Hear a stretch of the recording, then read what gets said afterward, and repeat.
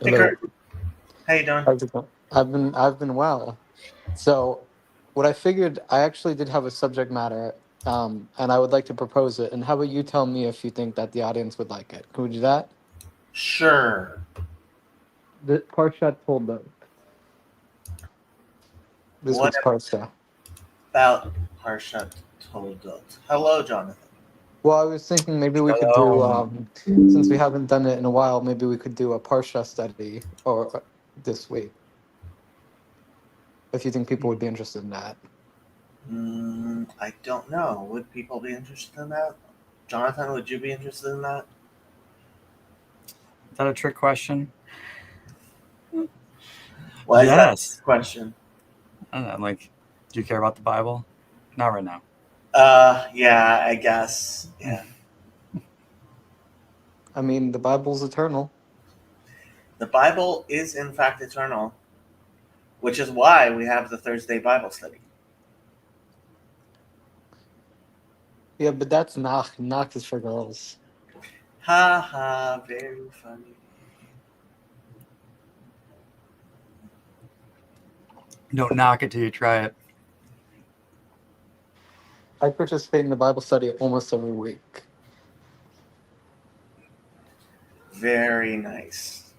I should do that. So one of the reasons I decided to do the just chatting today Mm-hmm. is that next week I am starting my internship. I am going to be very busy, and I'm probably not going to be doing a lot of just chattings going forward for a while. Um, just giving people a warning. Define for a while. Well, depends. I mean, so my quarter is 11 weeks, and then I have a 2 week break, and then I have another quarter, and I'm going to be doing the internship for 2 quarters.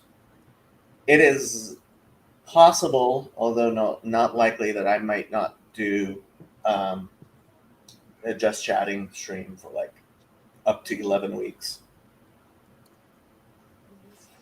Um, just because, again, I don't know what the uh, how um,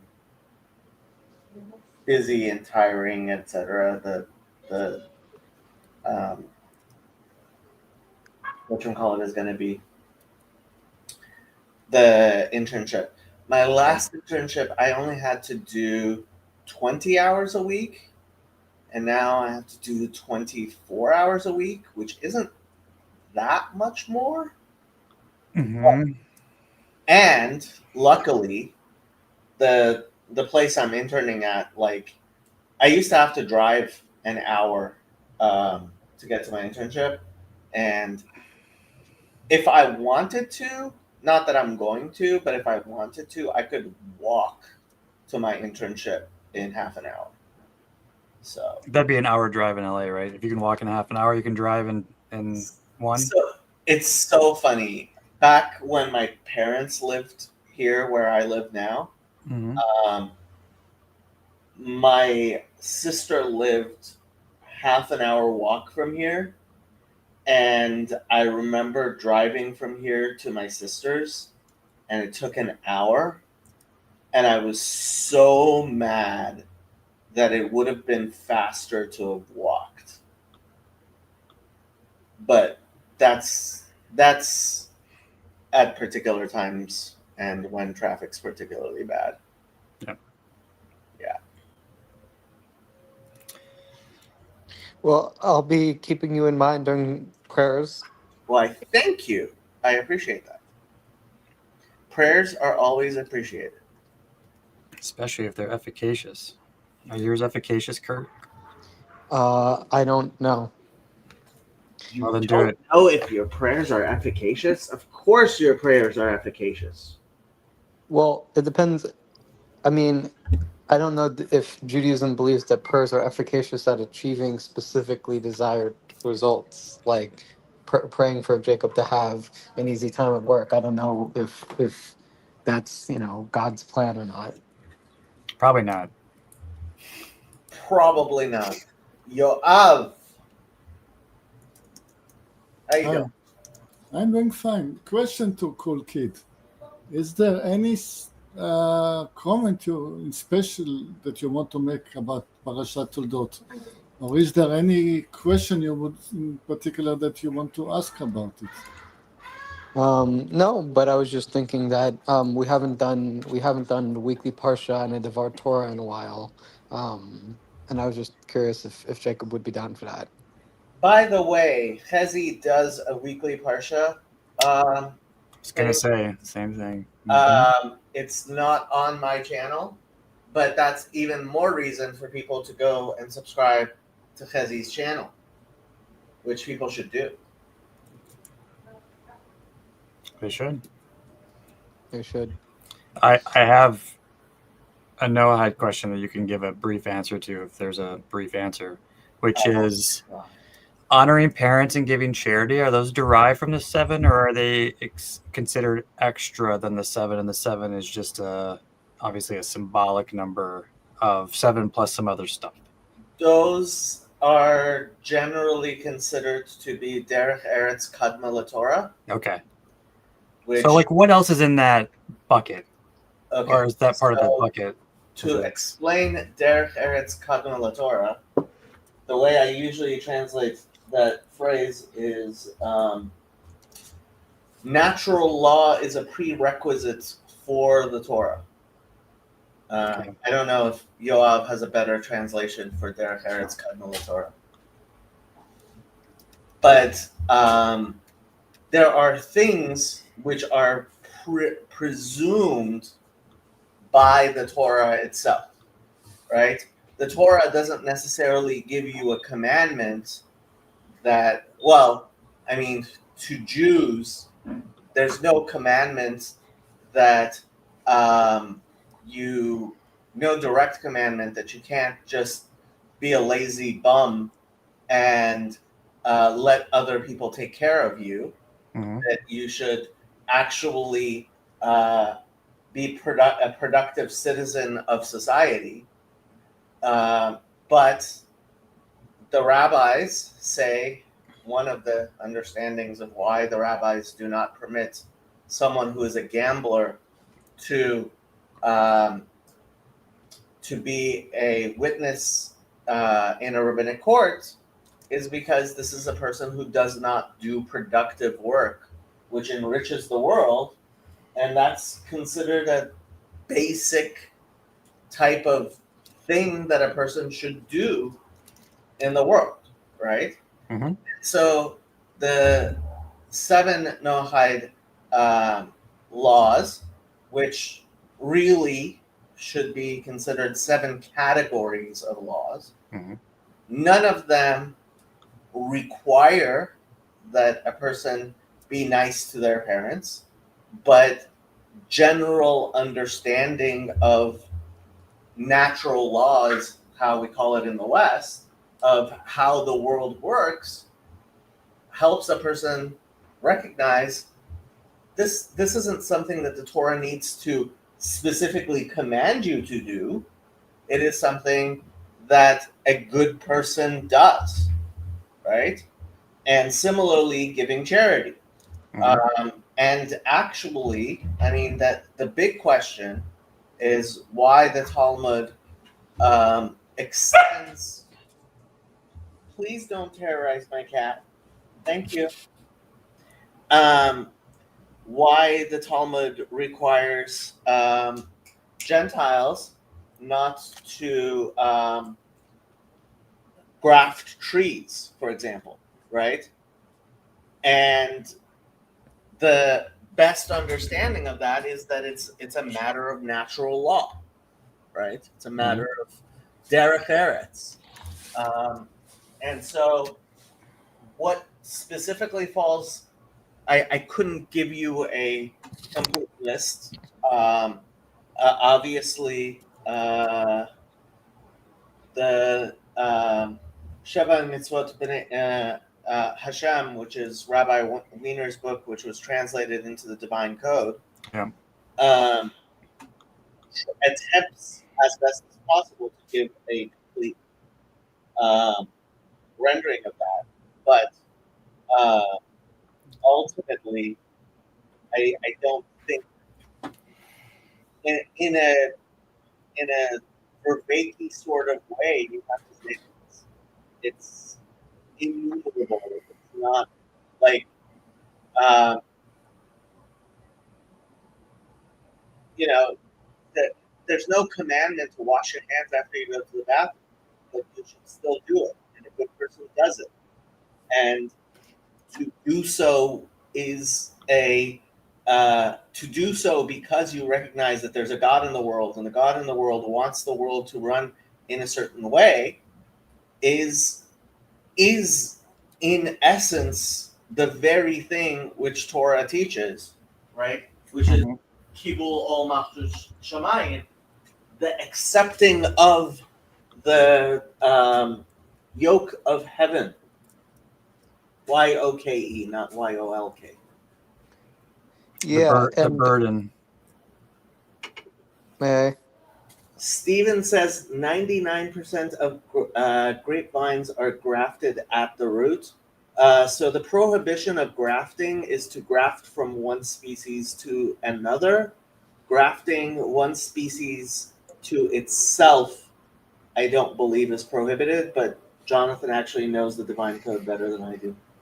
Yeah, well, I was just going to say that I've heard that Rabbi Sobak, generally speaking, has a more lenient opinion to Noahide studying Torah than other Orthodox rabbis, because he says that a big part of the Noahide movement should be Musar, character improvement. That's Um, not that's not a disagreement with anybody. okay, I know, but what I'm saying is he says that a lot of more of the Torah he would allow studied in some rabbis because he thinks there's a lot more Musar that can be gained from from unexpected sources. Okay. Yoav, I am going to. Oh, okay. I thought you were trying to speak to someone without. I was going to mute you, but you didn't. No, I usually don't speak to people. They don't interest me.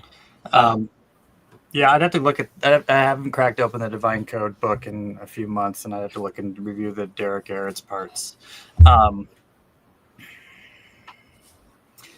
but the commandment to be fruitful and multiply, right, is not part of that.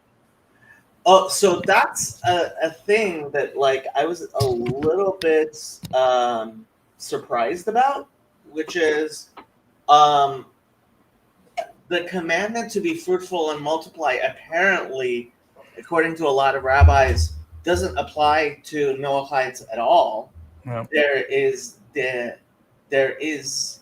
the general requirement of um, establishing peace in the land, which includes by having children and raising them well, etc.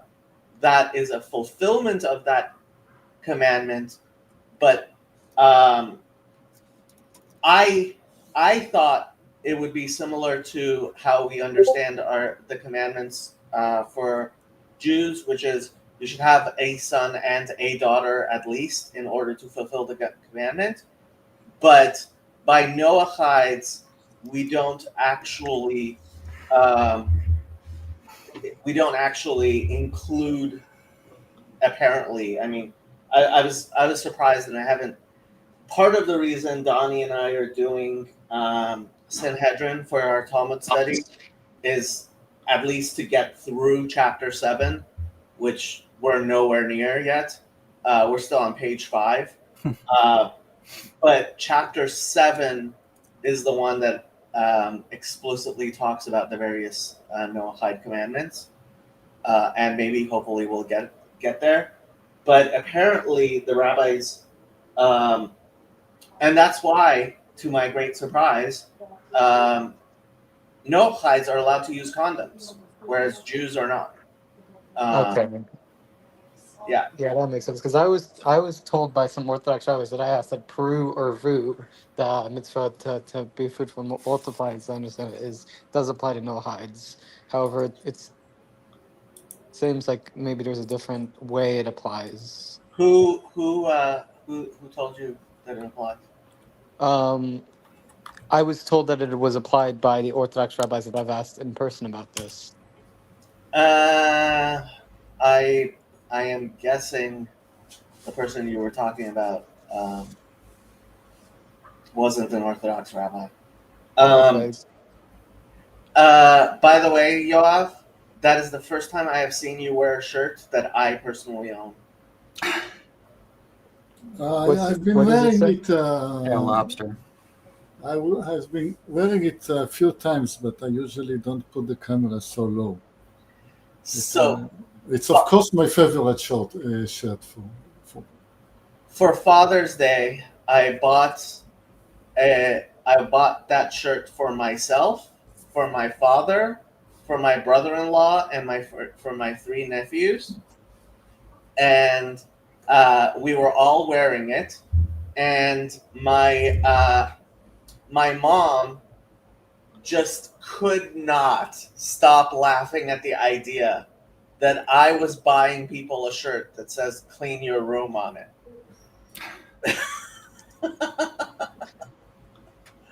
It Because seems like cleaning your room would fall under Derech Eretz. Yeah, that's right. yeah, but cleaning Right. your room is also something that I do not ever do.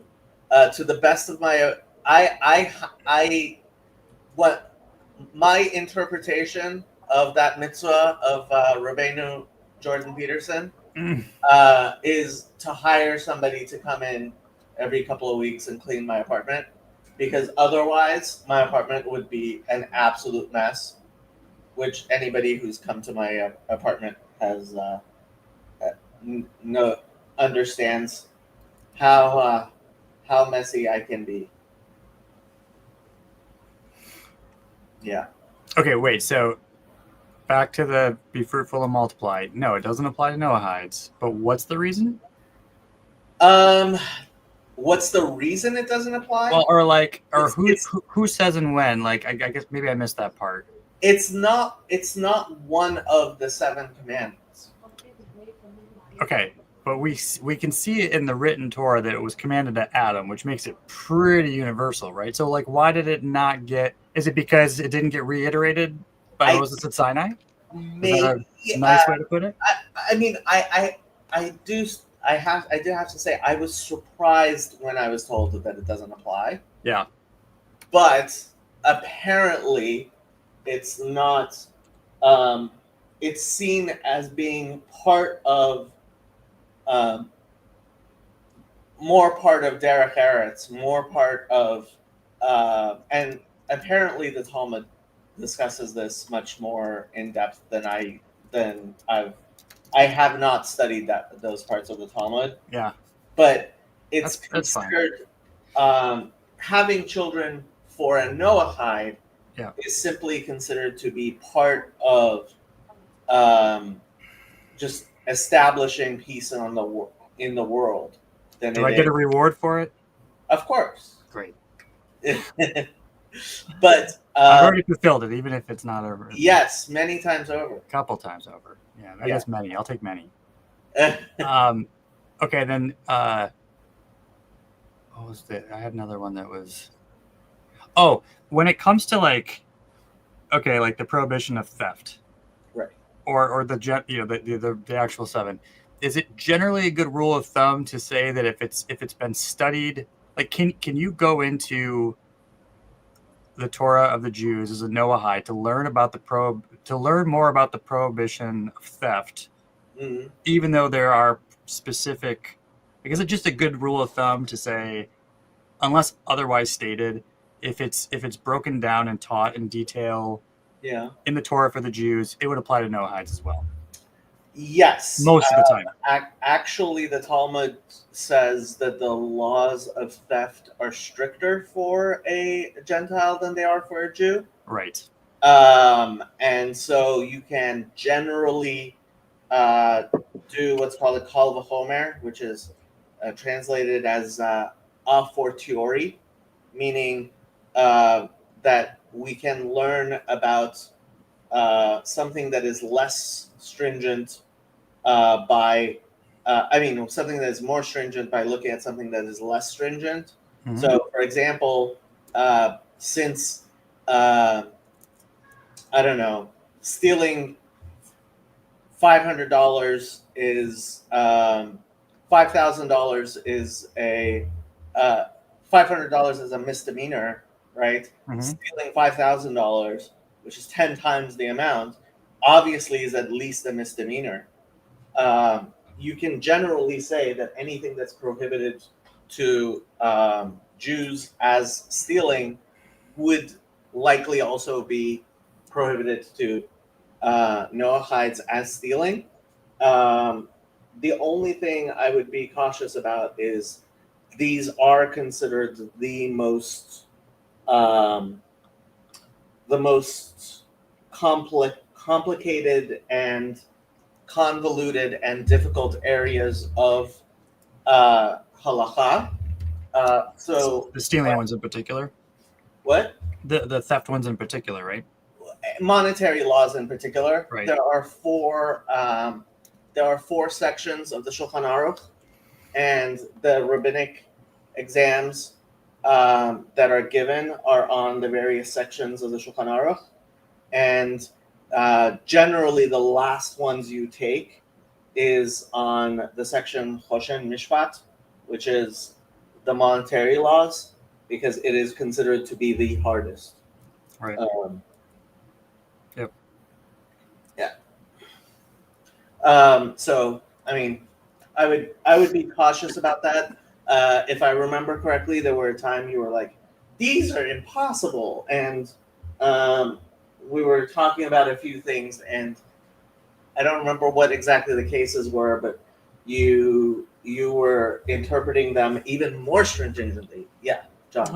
Oh, I don't remember that, but I don't. At least I don't think that anymore. Okay. Yeah, they're not impossible, but they can. Well, I mean, it gets demanding. it's demanding, right? I mean, people are like, oh, don't steal, like, and people have, I think, a pretty low resolution view of what that is. But then when you really get into it, there's a lot. Yes. So, for example, I have a good friend who's an attorney, and he attorneys bill in at his law firm bill at 15-minute increments. Yep. Right. Mm-hmm. So, and they so he was directly told by his supervisors, look, if you have 12 minutes of work to do for a client, yeah, you should bill 15 minutes. But if you can split it up into 4 increments of 3 minutes, that's an hour. And so he had to go ask his rabbi about it. And his rabbi told him, well, yeah, no, that doesn't work. But since this is how the industry understands itself, and it's a major law firm, and that's what everybody does. Derek Eretz. What? Derek Eretz.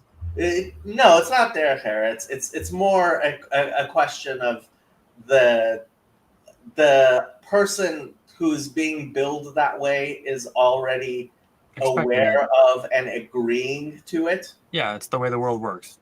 Kind of. Yeah. I mean, I gotcha. Yeah. And so his rabbi told him, make sure you at least do a majority of the 15 minutes.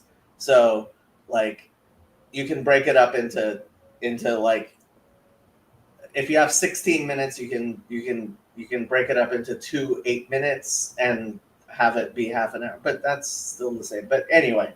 Yeah. And I was speaking to a different rabbi, and he's like, nope, no excuse, quit your job, which I thought he was being a little bit much on.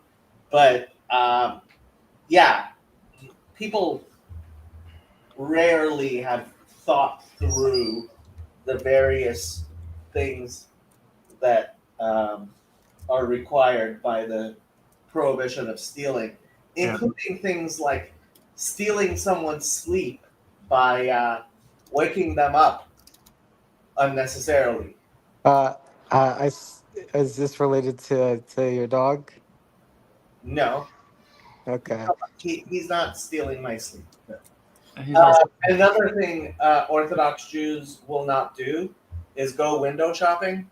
oh, right, yeah. That is considered stealing the person's hopes and time. The salesperson's hope and time. Is that applicable to Gentiles, or is that special for the Jews because they're being extra? Gray area? Going window shopping is generally not a good thing to do. I wouldn't say it's a straight up prohibition, Sure. but if the salesperson you're talking to gets the impression that you're going to buy when you know yourself that you're not going to buy, that would be considered derech ramaut. See, this is what I think all these ex-Christian Noahide should be so scrupulous about, and not worrying about whether or not they should try to go to church and make religious services. Yeah, I mean, Amen. I pretty much agree with that. How do you translate derech ramaut, Yoav? A way of cheating. The way of cheating. The way of cheating. Yeah, it's deception. Yeah. Yep. So is lying prohibited for Noahides? Well, I was going to ask, how come lying's not prohibited in the Ten Commandments? Bearing false Lying witness is is a specific So commandment. it being in danger of getting myself into trouble, lying in and of itself is not prohibited. There are places where lying can, in fact, be a good thing. So, for example, we have the example of God. This week's parasha. Is it this week's parsha where God says to Toldot. yeah. So there's the example. God is talking to Sarah, and Sarah says, "My husband is old," and then God goes and says to Abraham, "Sarah said, I am old," right? That she is old, and the rabbis bring that up, and they say, sometimes you don't have to be 100% truthful when talking to a husband about his wife. And there's a chapter of the Talmud which begins Ketzad Meraktin. How do we dance before a bride? And it very clearly says, all brides are beautiful, and you tell them so, regardless. Okay. So the reason I ask, or one of the reasons I asked, is because I was thinking this year for Hanukkah I would light up a menorah, but I didn't know if lighting up a menorah for a Noahide would be considered deceptive or inappropriate. It's probably inappropriate because it is not something you have been commanded to do, and until you are keeping the various commandments and have a good track record of scrupulous and well keeping of the commandments that you yourself have been commanded of, it is considered a bad idea, if not even prohibited, to go and take on other commandments, especially if they are ones which are celebrated publicly. Okay. I would say that he's publishing the miracle, and just for the sake of publishing the miracle, Yeah. then not necessarily declaring himself as being particularly righteous or following any orders, but just letting everybody know that God is great. Yeah, you're liable to get. Ask your local Orthodox rabbi. I will. Always. And about lying, we have this all this business with Jacob get the blessing by cheating, by pretending to be Esau. Somehow it is maybe somewhat it passed. I on Twitter somebody gave a very funny analogy. Imagine you're 15 years old and you get home and you're hungry and your younger brother has some pizza and you say, "Hey, give me some pizza," and your younger brother gives it to you, and then for the rest of time as the pizza man, but all of your descendants are known as Pizzaites.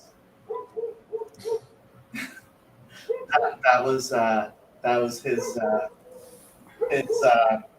analogy to the Edomites, because they're it's Min Ha'adom Hazeh, I believe, is what Esau says to Jacob. I guess it's this week's Parsha. I should read the Parsha every once in a while. What do you think, Lucky? Should we read the Parsha every once in a while? Lucky's not a huge fan of the Parshas. So I don't even know. I haven't read it either. Yoav, what's this week's Parsha about?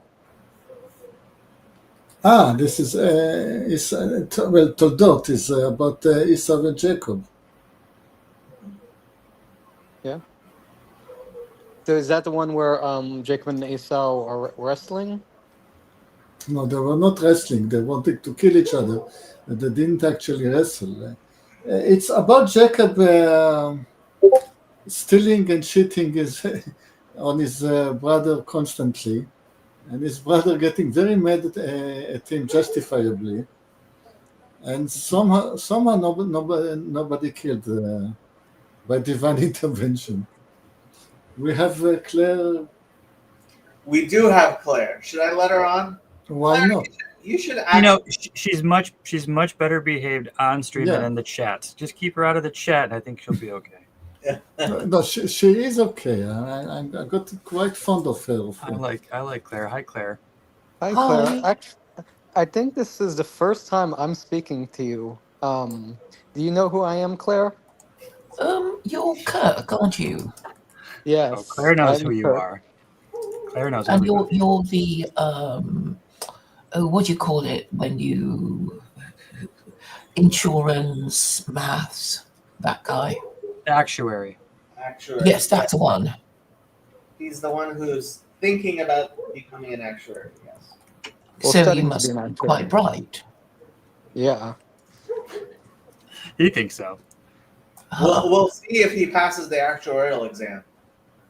Passing the actuarial exam is considered one of the hardest things a person can do. It's definitely a high IQ. Or that maths and algebra. It's actually higher order statistics. I mean, I took a look at the exam and I couldn't even understand what it was asking. And I've taken statistics, basic statistics, and up to calculus, and it was like way beyond that. Mm. Yeah, well, I was hoping you guys would discuss, apart from Noahitism, which, I'm going to ask you, Islam is a Noahide religion, isn't it? And then you're going to say yes and no. And No, yes and yes. really? Islam is a Noahide religion, yes. The problem isn't Islam. The problem is most of the Muslims who follow it don't seem to realize murder is prohibited, as is stealing, as is sexual. Well, the Christians don't. Okay, you can actually make a separation between, a set of rules and the people who don't follow them. Oh, sure. But we're just talking about the rules, not the people who break them, Yeah. and the morons who don't know their religion. I have zero problems with Islam as a religion. The only problem with Islam as it is broadly taught is that it is, as it is taught, there is a belief that the Jews have corrupted the Bible, which is not Noahide. Well, even if the Jews have haven't corrupted the Tanakh. I don't think Jews want to live in a Torah theocracy with 36 capital offenses. See, this So, is the thing you get wrong constantly is um, we we don't believe, and the Tanakh says quite clearly that God does not want anyone to be executed, and as the Torah itself teaches clearly, God didn't execute many people who did capital offenses, including Cain, including Adam and Eve, and so the to understand the Jewish Bible as advocating for capital punishment is a very poor understanding of it. well, that was what Maimonides said, 36 capital offenses in the Torah. He Yes, but identified, he listed, did and not numbered them. advocate. He did not advocate for going around putting people to death. Well, That I mean, is, the point is that you you can are not say the they're greatest there, Bible scholar in the world, maybe they're Claire. not I hate to meant to tell be you. taken literally, right? But I mean, the point is that the prohibitions, you're not supposed to do them, but you think, oh, maybe it's a bit harsh, to stone a Jew to death or breaking the Sabbath or earn a It's death not cut. merely a bit harsh, it is against what God wishes. How do you Yeah. know? I mean, he did say in the Torah, Because when you read the actual Bible, like the first 5 chapters are about how God doesn't want to put people to death, and the next, I mean, it's over and over. It talks about God having mercy on people and God not wanting people to be put to death. This is well, it the also says he's a jealous God. But anyway, the book of Jeremiah mentions a new covenant. Don't you think the Quran is a new covenant? the book of Jeremiah mentions a new covenant with Israel, and it quite clearly says this is the funny part. I was listening to yet another Christian talking about it, and he quoted it at least 5 times. Those verses, and every single time he read the verse, which is right there, which is, and no man shall have to teach another to know God, for all of them, from the least of them to the greatest of them, will know God. And despite the fact Christians, it may be one of the most cited, it might be, in fact, the most cited verse among Christians of the Hebrew Bible. And they always miss that line right in the center of it. When the new covenant happens, it shall no longer be necessary. Which one do you mean? Here, let's pull up Jeremiah 31.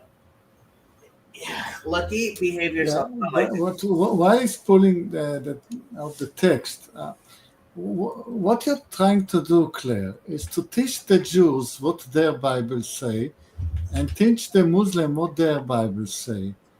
And I frankly, I have no quarrel with you. I just don't think you're going to succeed. I'm well aware that people are astounded at the audacity of my point, but really, it's very easy to make these points because it's already in the Bible, right? It's in the Torah. All these words that people argue about the new covenant, it is in the book of Jeremiah chapter 31. The Noahide laws are found in the Babylonian Talmud. There are 7 of them. And Maimonides did say there are 36 capital offenses. And if they don't believe me, I'm sure they can check for themselves. They can, but they won't. Okay, so Jeremiah 31, 31. Hine yamim ba'im ne'um Hashem v'charati et Beit Israel ve'et Beit Yehuda brit hadasha. See, a time is coming, declares God, should be the Lord, when I will make a new covenant with the house of Israel and the house of Judah. It will not be like the covenant I made with their ancestors when I took them by the hand to lead them out of the land of Egypt, a covenant that they broke, though I espoused them, declares God. And here he explains quite clearly what the new covenant will be. But such is the covenant I will make with the house of Israel after these days, declares God. I will put my teachings into their innermost being and inscribe it upon their hearts.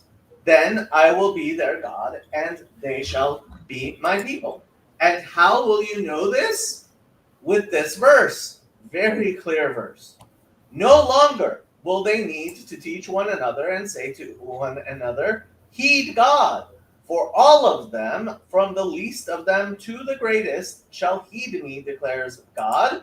For I will forgive their iniquities and remember their sins no more.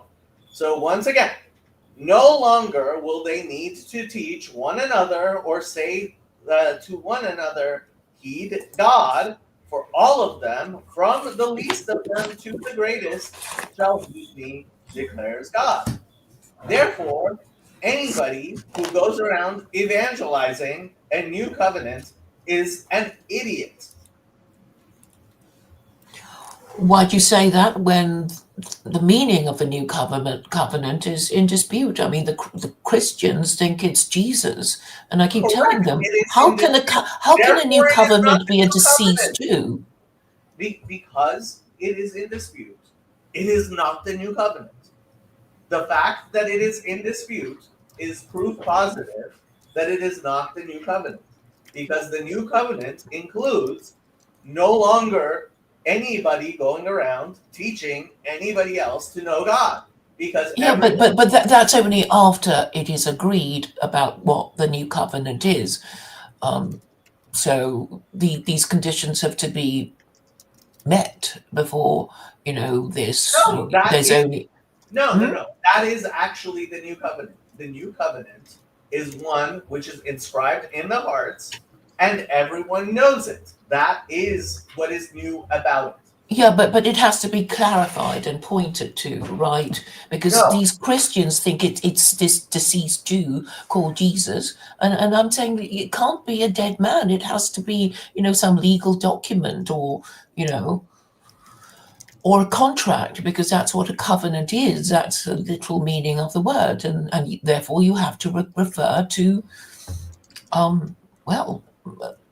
scripture or a contract or some written form of words, which is I guess a legal contract between God and man. Nope, it will be written on. Quite obviously, the Quran satisfies that condition. Nope, it will be written on our hearts. Nobody will have to tell anyone about anything. It'll be over. Well, you know that's never going to happen, right? And I guess you don't want to argue about it, but it would help you if you could actually just get it together to defy your Christian overlords rather than pander to them. I noticed that when you were talking to Paul Vanderklay, hold on. I've never. Well, he's blocked me. Who was the person who interviewed you recently? Oh, it was Mark D. Parker. You didn't call him out on his idolatry. Well, I don't always. Yeah, of course you don't. You're actually far more strategic and wise and intelligent than you pretend, Claire. She's a lamb on stream and a lion in the chat. I mean, the thing is, Claire, if God is ultimately in charge of the world, why do you need man to evangelize to his fellow man when God can place his, word in people's hearts? Well, I mean, the point is, the rulers need to know what it's all about. They can't just say, oh, it's just going to happen. I don't have to do anything. I don't have to argue any point in case I get cancelled or, shot in the throat or, whatever. Somebody's got to say something and explain things. And don't you think? I mean, that's why prophets are, appointed. I agree with Maimonides. God created Islam and Christianity so that before the coming of the Messiah, there will be these ignorant people walking around blindly teaching the Torah to people so that the world will be ready for the truth being revealed. Well, all three scripture need to be considered, right? You know, you kind of have to refer, you know, all the others, you know, to each other. Why? Where's the number 3? What about the Mormons? But the Mormons are not. Mormonism is not an Abrahamic religion because they don't worship the Abrahamic God. I mean, their God has a wife, and What you other know- God is there to worship? Pardon? What other God is there to worship but the Abrahamic God? Exactly. Why No, would no, you no. worship a lesser God? Well, I see. Do you think they're specifically targeting some other kind of entity or deity, or do you think they think they're going after God, capital G? So you're talking about the Mormons, are you? I'm talking about the Mormons. Yeah. I think they're obviously idolaters and completely wrong. I mean, they are a category of Christian, but Christians are, you know, by definition, really idolaters, aren't they? Because they worship a man, That's the and it's million-dollar question. anthropomorphism. Pardon? I think Mormons are more monotheistic than most Christians, but the idea that God was a man living on the planet Kolob, kind of strange. Well, I don't think Well, Mormons are less monotheistic than most Christians, but why do you think they're more monotheistic than most Christians? Because they reject the Trinity, and yeah. Like, didn't know that. I once heard a Christian make fun of Mormons, you know, like, oh, they believe in these glasses and these, you know, plates and all this hilarious, bogus, ridiculous stuff, right? And I'm like, okay, like virgin births, and, you know, I'm like, the irony is lost on people. Like, I know, what's really the difference if you step back between whatever walking the planet Zebon and Yeah. sure, or well, Muslims are supposed to believe in the virgin birth. To who be are fair. Muslims, the Quran talks about the virgin birth. They accept the virgin birth. They're you know, quite polite about Jesus because they acknowledge his prophethood. You know, unlike the Jews who, you know, cast him to be boiling forever in excrement and semen. So, you know, there is a clear difference for the Christians to, you know, choose from if they, you know, want to, you know, not feel so silly for worshipping, you know, a man. Yeah. So yes, I think the Quran is, you know, kinder, you know, to Christians and actually deals with all their concerns. It's like, oh, but we love Mary and we love Jesus, and it's like, fine, we're not going to say rude things about you know, the mother of Jesus and even Jesus himself, and you know that there's but I suppose you could, you know, look upon this upon Jesus as a kind of divine practical joke played on idolaters, right? Because it's, well, I mean, it's obviously idolatry, but then, you know, it kind of bound, you know, for Jews and Jews and Muslims, they haven't really done their job of, you know, making it really clear to Christians that, you know, it's idolatry to worship a man. But then it's understandable because the Christians can get so mean and so violent, and you know, and they're known for slaying Jews and Muslims, you know, during the Crusades, and probably they kind of still want to do that. Well, Muslims have been known for slaying Jews and Christians recently. Yeah, so the conflict in the Middle East can be seen as a kind of religious war, and it can even be solved by using theological arguments, right? Because I did mention it to you, Jacob, that there is a verse in the Quran, chapter 17, verse 104, that says that suggests that Allah is Zionist, and this Muslims just can't. They can't deal with it. I wish I could safely play the song. I can't, but feel free to go into your YouTube and search Allah is a Zionist. It is a hilarious music video. I actually had to watch that, and yeah, I do have to say Allah is a Zionist. I will say, under the broader sense of the term Zionism. Yeah. So, I mean, if you just want to read about it, there's an article in a tablet magazine that you know, with that title, and the thing is that the Muslims can't deny the existence of the verse. I mean, I do try and say, well, what does it mean then if it doesn't mean Allah and Zionism? And then they start arguing about what Zionism means. And I say, well, if Zionism means anything, it's the idea that Jews deserve a homeland. Why would you expect Jews of all people to say they don't deserve a homeland? Would they expect any other people to say they don't deserve a homeland? The Yazidis, the Kurds, the Indians, the Pakistanis. Of course, they say they deserve a homeland. But with you guys, I mean, Jews, you have the backing, the unwavering support of the number one superpower of the world. So why wouldn't you assert your right to a homeland if it's always supported with such vigor by the global hegemon?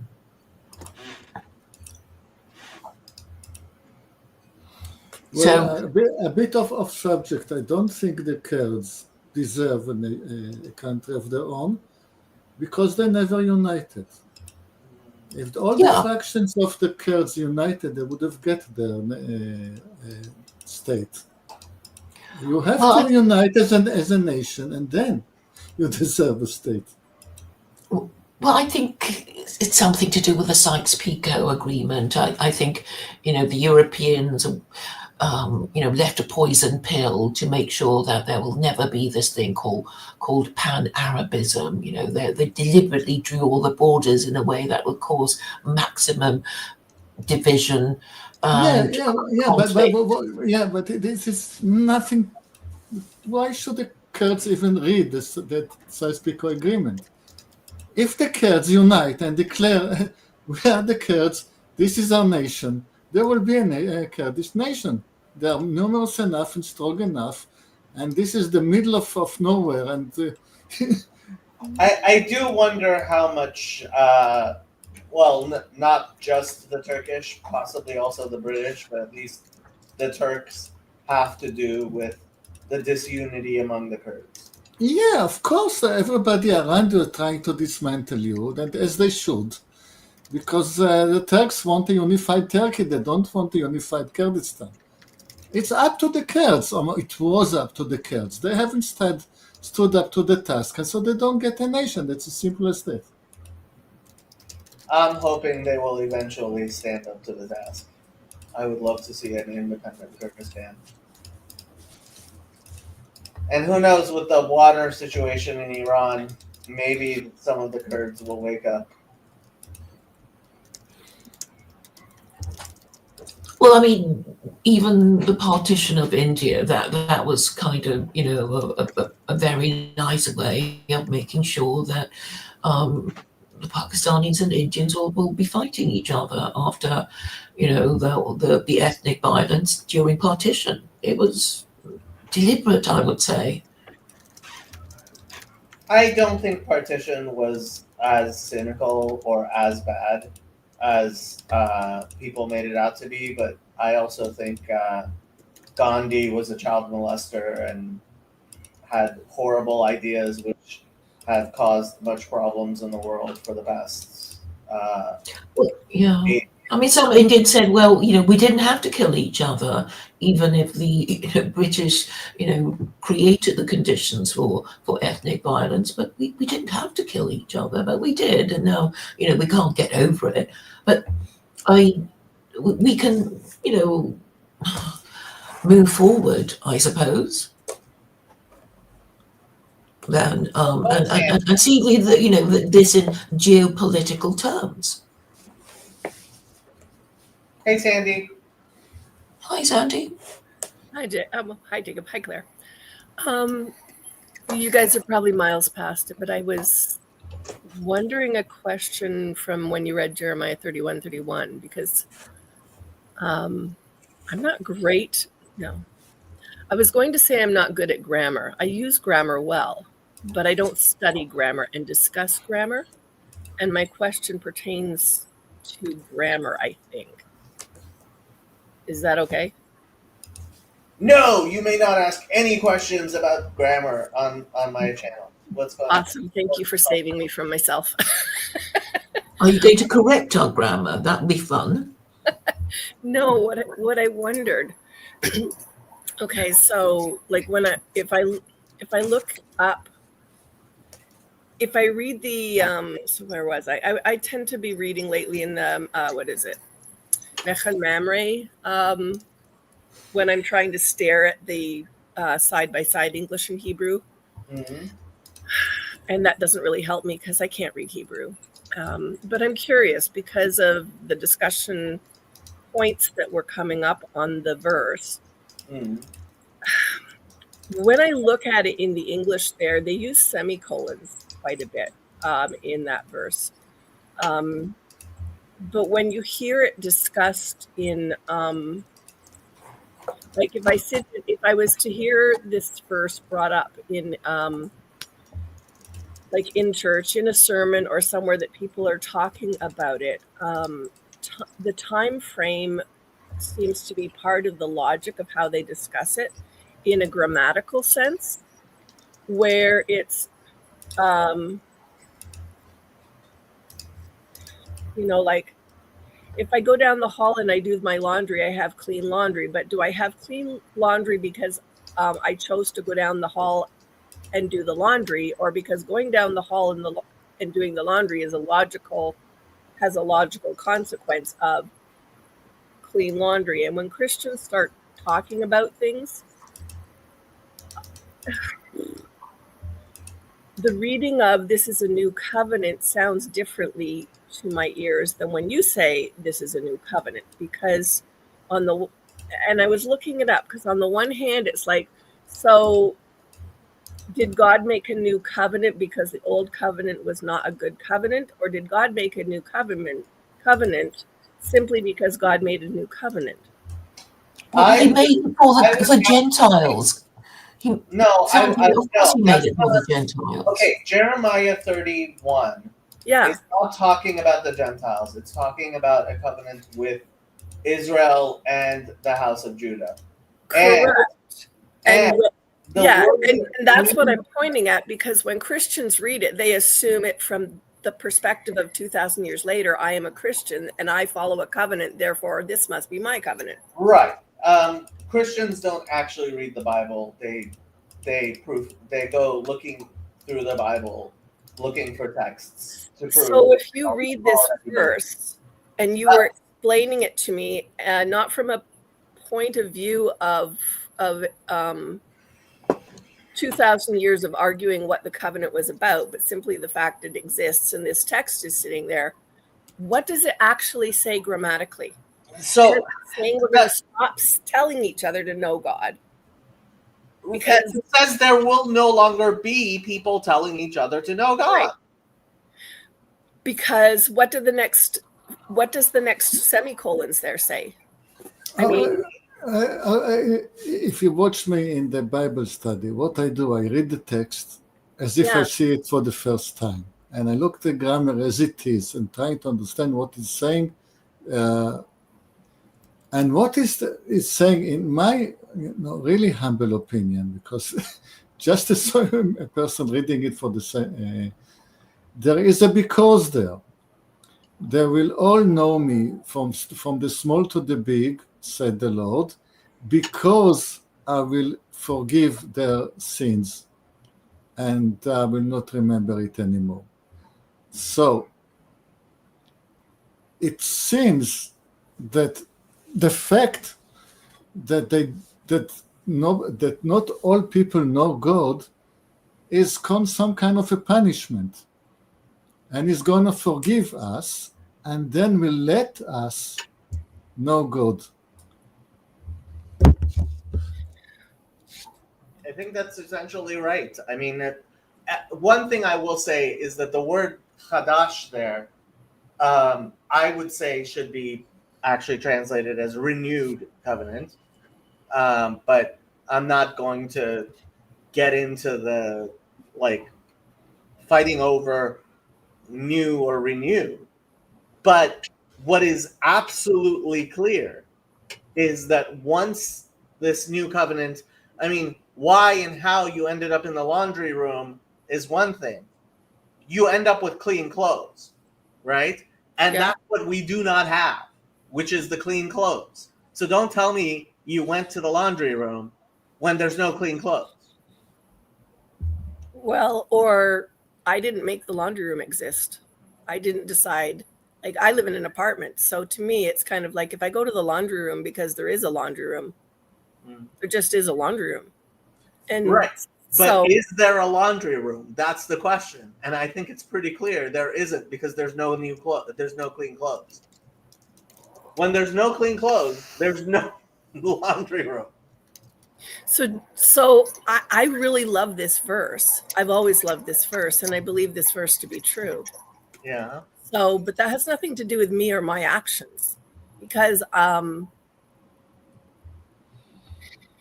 the laundry room is kind of a weird struggling with grammar example to try to reach for it. But if I have knowledge and understanding of God within me, I have nothing to do with it being there any more than I have anything to do with the fact that I have blood in my veins or a heart to pump it around, or like I don't have anything to do with it. I benefit. Okay, but I benefit from it. you do realize that there are people out there who don't. Have blood in their veins or don't. Yeah, they don't have a knowledge of God. Correct. So this verse has not been fulfilled. No, but I think we think that means it's impossible until we do something to deserve it. And that's my point, is I don't think that's true. I think God, there's something about this verse that's I feel like Christians have been arguing this because they think somehow their ownership of taking hold of this verse has created a reality that only God can create. I would agree with you, but when it comes down to it, what is clear is that the reality has not been created. Right? A Christian will tell me, oh, well, we do know God. And it's like, well, even if how you are putting it together were true, and you do know God, which frankly, I think if you're a Trinitarian, you obviously don't know God. But even if that were true, you live in a world where you can't say everyone from the least to the greatest knows God. And therefore, you should stop quoting this and saying the new covenant has come. Which wasn't my point, really, in asking about the grammar, but then we should still be saying no God. Oh, sure. What? I mean, that's what this channel does. Right. But that's because I realize that we don't live in a time when the Messiah has come. I think I previously said to Yoav, the whole point of this channel is to stand before the world and history and say, the Messiah is not here yet. Okay, people ask me to give my opinion about what is a covenant actually, Brit, and I keep thinking about Brit Ben Abtarim, the original covenant between Abraham and God, and that was why I'm thinking about it, because this is graphic. This is explained to you graphically what is going on. You take several animals and you cut them in two. And the Brit is, what is symbolized is the taking what is broken in two and mending it together. Taking two different parts and making them one. Like in a marriage. This is why the marriage is always brought up as an example, relationship between God and his people. So what a covenant is the process of taking what is broken, what has been taken apart, and putting it on again, putting it whole again. And the word whole is the key here, putting it whole again, because Brit is in Hebrew is linked to Bari, and it's something that is whole and healthy. So that is what the new covenant, whatever it is to actually mend the relationship between God and man that was broken. How was it done? That it is explained. God on his part will forgive all the previous transgressions and will allow humanity to, in a sense, become angelic. In that case, that it by its essence, it will know God without resorting to experience or for teaching. And that has not come yet.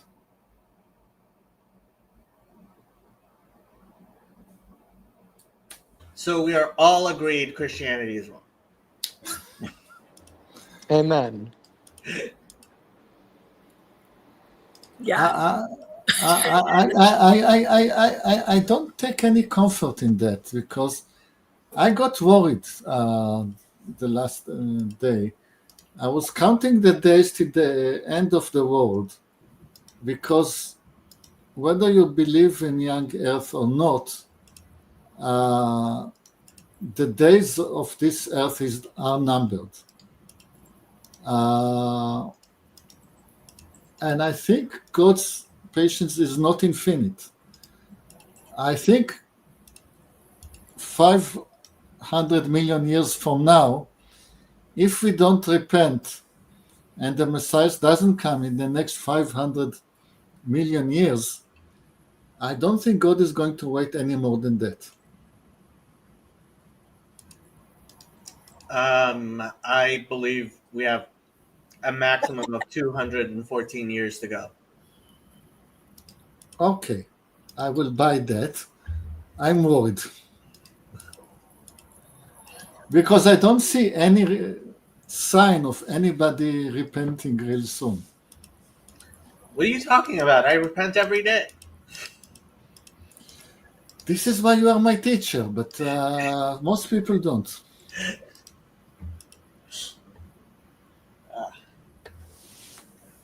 See what you did, Claire? I fought back in with a question and you blame Claire. Awesome. Thanks, Claire. It's all Claire's fault. Everything is Claire's fault.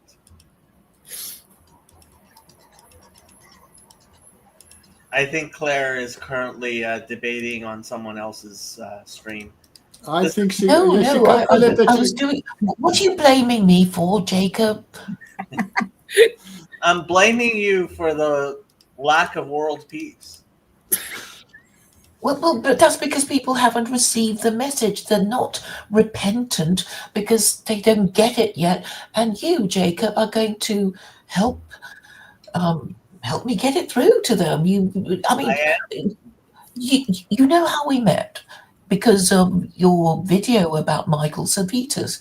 That was what made me contact you and have all this lovely interaction with you. And I thought, oh wow, somebody actually knows about it. And then I guess I joined the TLC. But you guys are just perfect for making the message, because you're the most high status, educated Christians who are what's the word?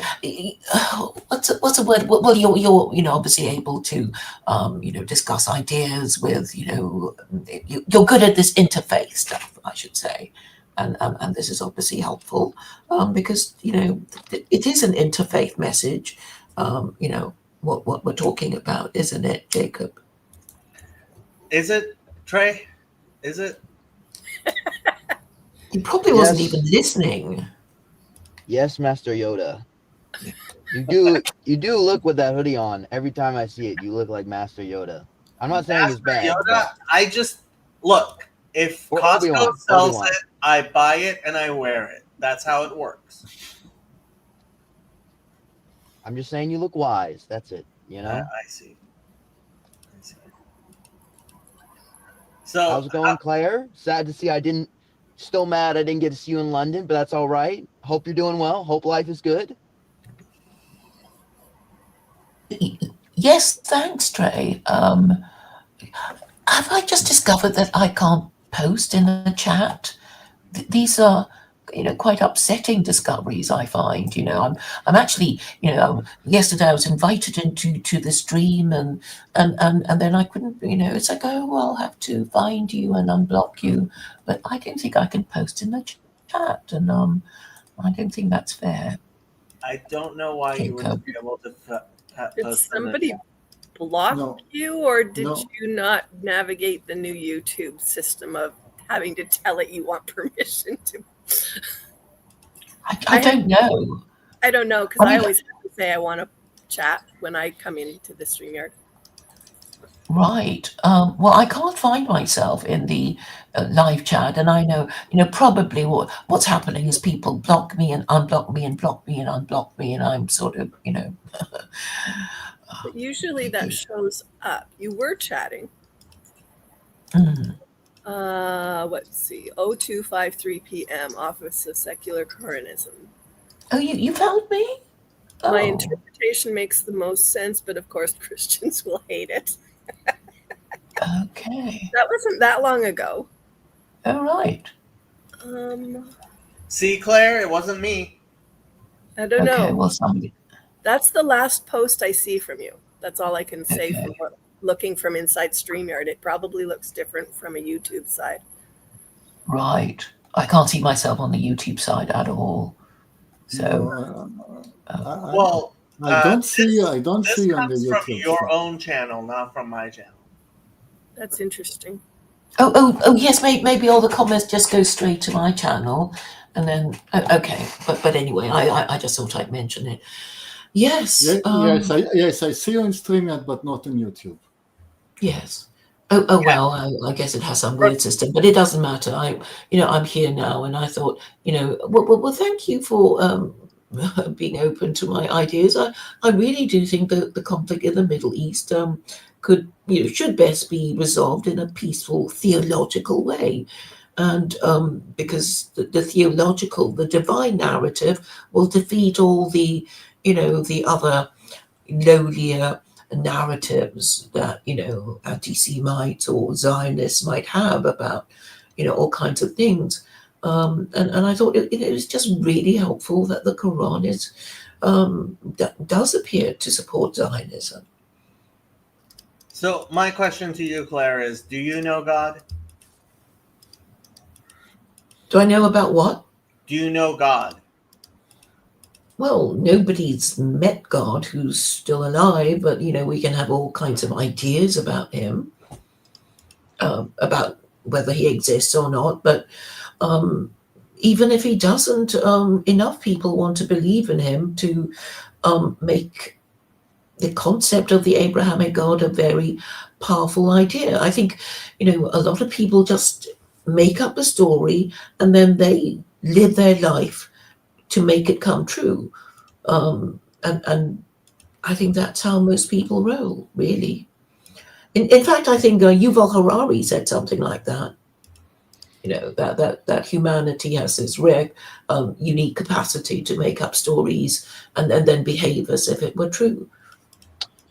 Claire, are you familiar with Robert Putnam? Robert Putnam. Yes and no. I am aware of the name, and people have discussed it with me before, but I don't. But please remind me of what you want. He basically is the person who discovered the importance of social groups and social capital, and he mentions that basically having many social groups is what allows for democracy to function. I don't know if you've heard anything more than that. He was famous for his book Bowling Alone. I have to correct you. Glenn Lowry came up with the term social capital. I know, I just said that to make you mad. Anyways, Claire, have you heard anything about him? Yeah, I mean, we need. Well, I mean, we're all members of different groups, right? The first group that we're a member of is a family group, and then the extended family, and then our school, our friendship circles, our colleagues, and our club, and political party, our religious group, etc. And I think life is basically, trying to join the group that will, benefit us most. And it's,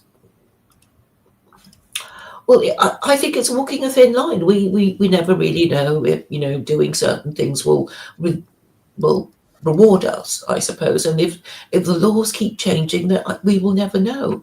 And I think what's driving us mad is that, the rules keep changing and our beliefs, are always being reprogrammed, in a way that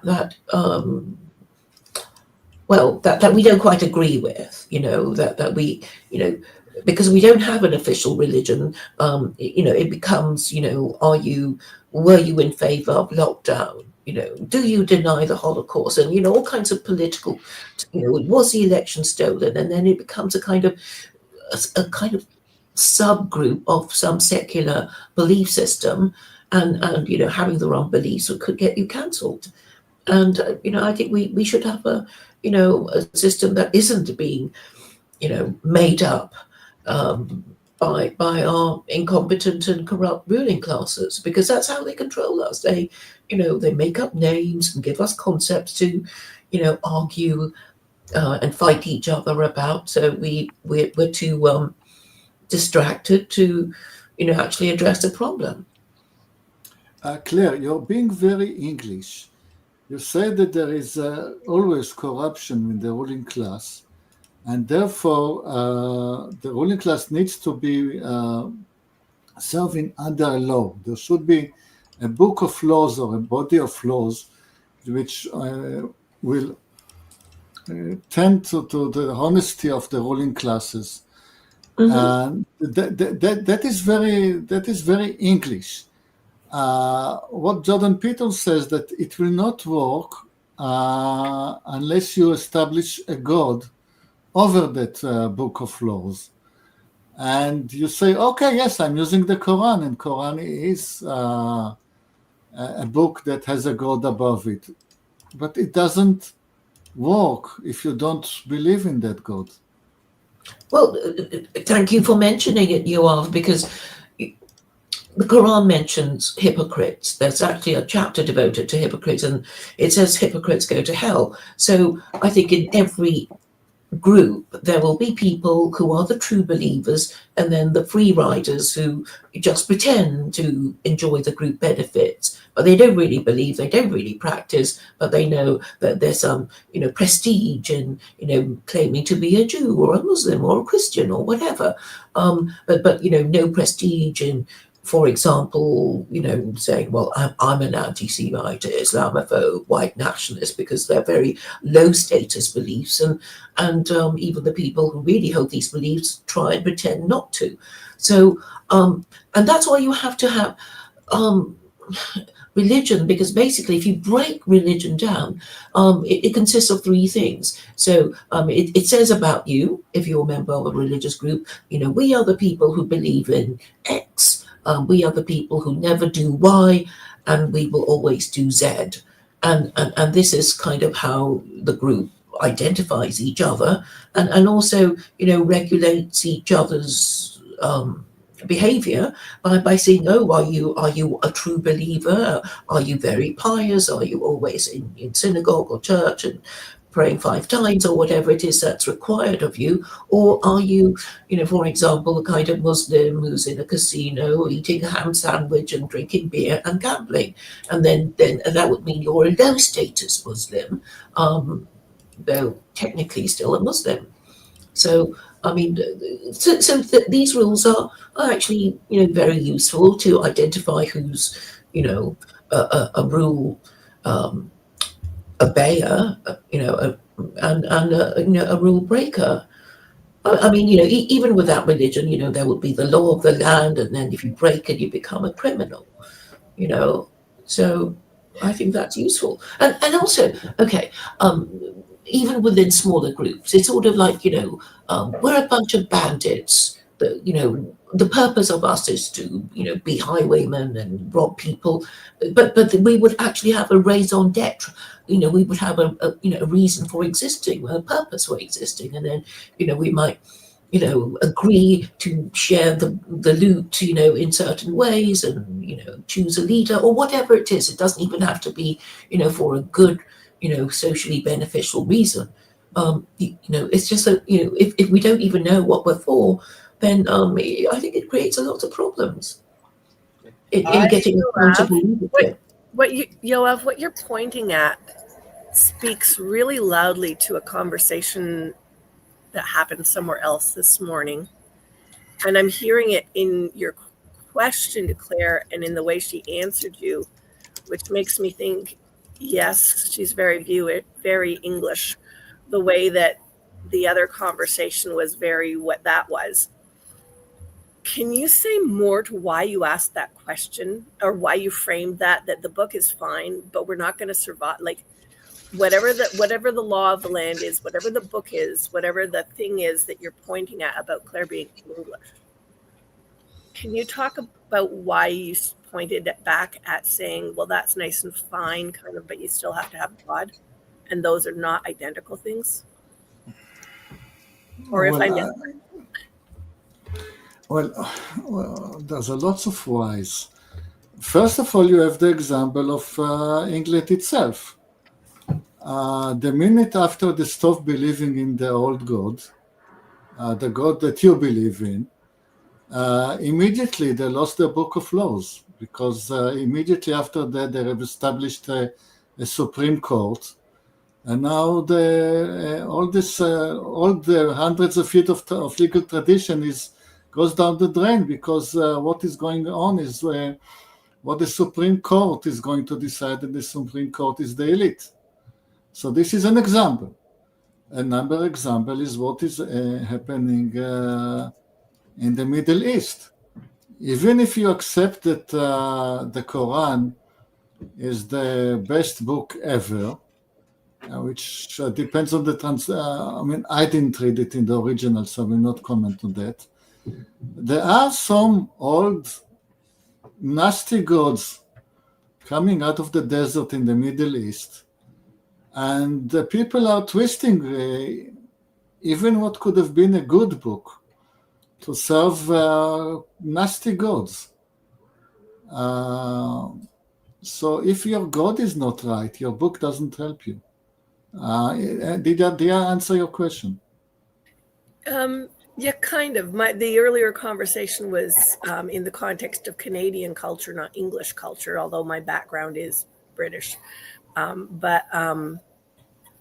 Yeah, I kind of think so, because what I was wondering was, in the earlier conversation, we were looking at what is the role of community versus individuals in how things go. And I kind of was stating I have somewhat of a deep distrust of the law because of how I watch all of us around the world kind of using it in place of actually what we think, maybe what I see in Jeremiah 31. That there's a distinct difference between the how of something. So yeah, I kind of think so. Thanks. I'll go back and listen to your answer again later.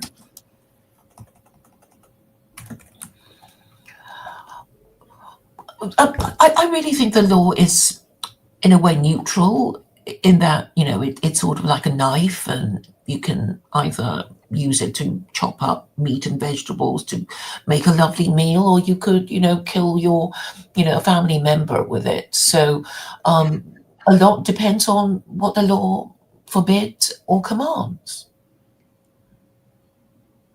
Well, everything depends on what it forbids or commands. Doesn't it, Sandy? I don't know, because in a sense, it's still about interpretation. We still have lawyers that study it and go and stand and argue against each other in courts of law. We still have families and religions and things that interpret it. So I'm not sure. Like I said, I still have a suspicion that law in and of itself is not our safeguard, and that maybe that's part of what's changing in Jeremiah 31. Not that law is bad, but just that it really isn't our safeguard.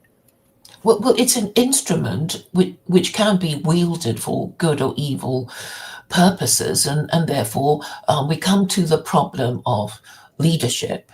We have to trust our judiciary, our police, our government to legislate for the country, but whether they will legislate in the national interest is, uncertain, shall we say, particularly if they have no principle of even governing in a national interest. Yeah, and in my earlier discussion, I still turned back to saying that I went through, and I still am in that place at life where I say, no matter what else happens, I cannot afford to lose God. So whether the law does well by me in terms of what human expectation is, or does ill by me, I can't allow that, like an outcome of some kind of legal decision, to step between me and God. And so my question goes back to, what on earth are Jacob and Yoav pointing at when they're describing covenant as opposed to simply law? And I was even picturing Sinai is again a covenant place where there are two sides. In the original section in Genesis, we're looking at God asking to have animals divided. So as you can see, two sides of something.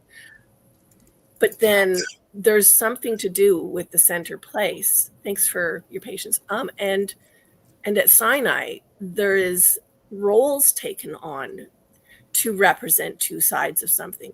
But in Jeremiah, God simply says, I will place all of this in your heart. It's not an external anymore. It's some kind of internal. And I'm still incredibly curious about what is the difference I'm sensing in how they are framing it to us, because I grew up very much in a British religious context that wasn't even only about religion. I was pointed to things that we don't label as religion, that I called religion within my family structure, through which lenses they were viewing the religions we participated in. So I mean, like, there's something else going on here that I'm still seeing. But yeah, thanks. But wouldn't it make everything easier to understand if you viewed God as the supreme lawgiver? Because that is basically what he's doing when he, the Ten Commandments, Torah. I gave you the law. If you want to misinterpret it and pretend I said, one thing when I meant another, it's up to you. But, see you in hell or heaven. Depends what you mean by would it help. Realistically, it depends by what you are asking and what you intend in your question. Would it help? Because I don't have an issue with God giving law. God created everything. God created me, created every one of us. My things that I base my life on is God.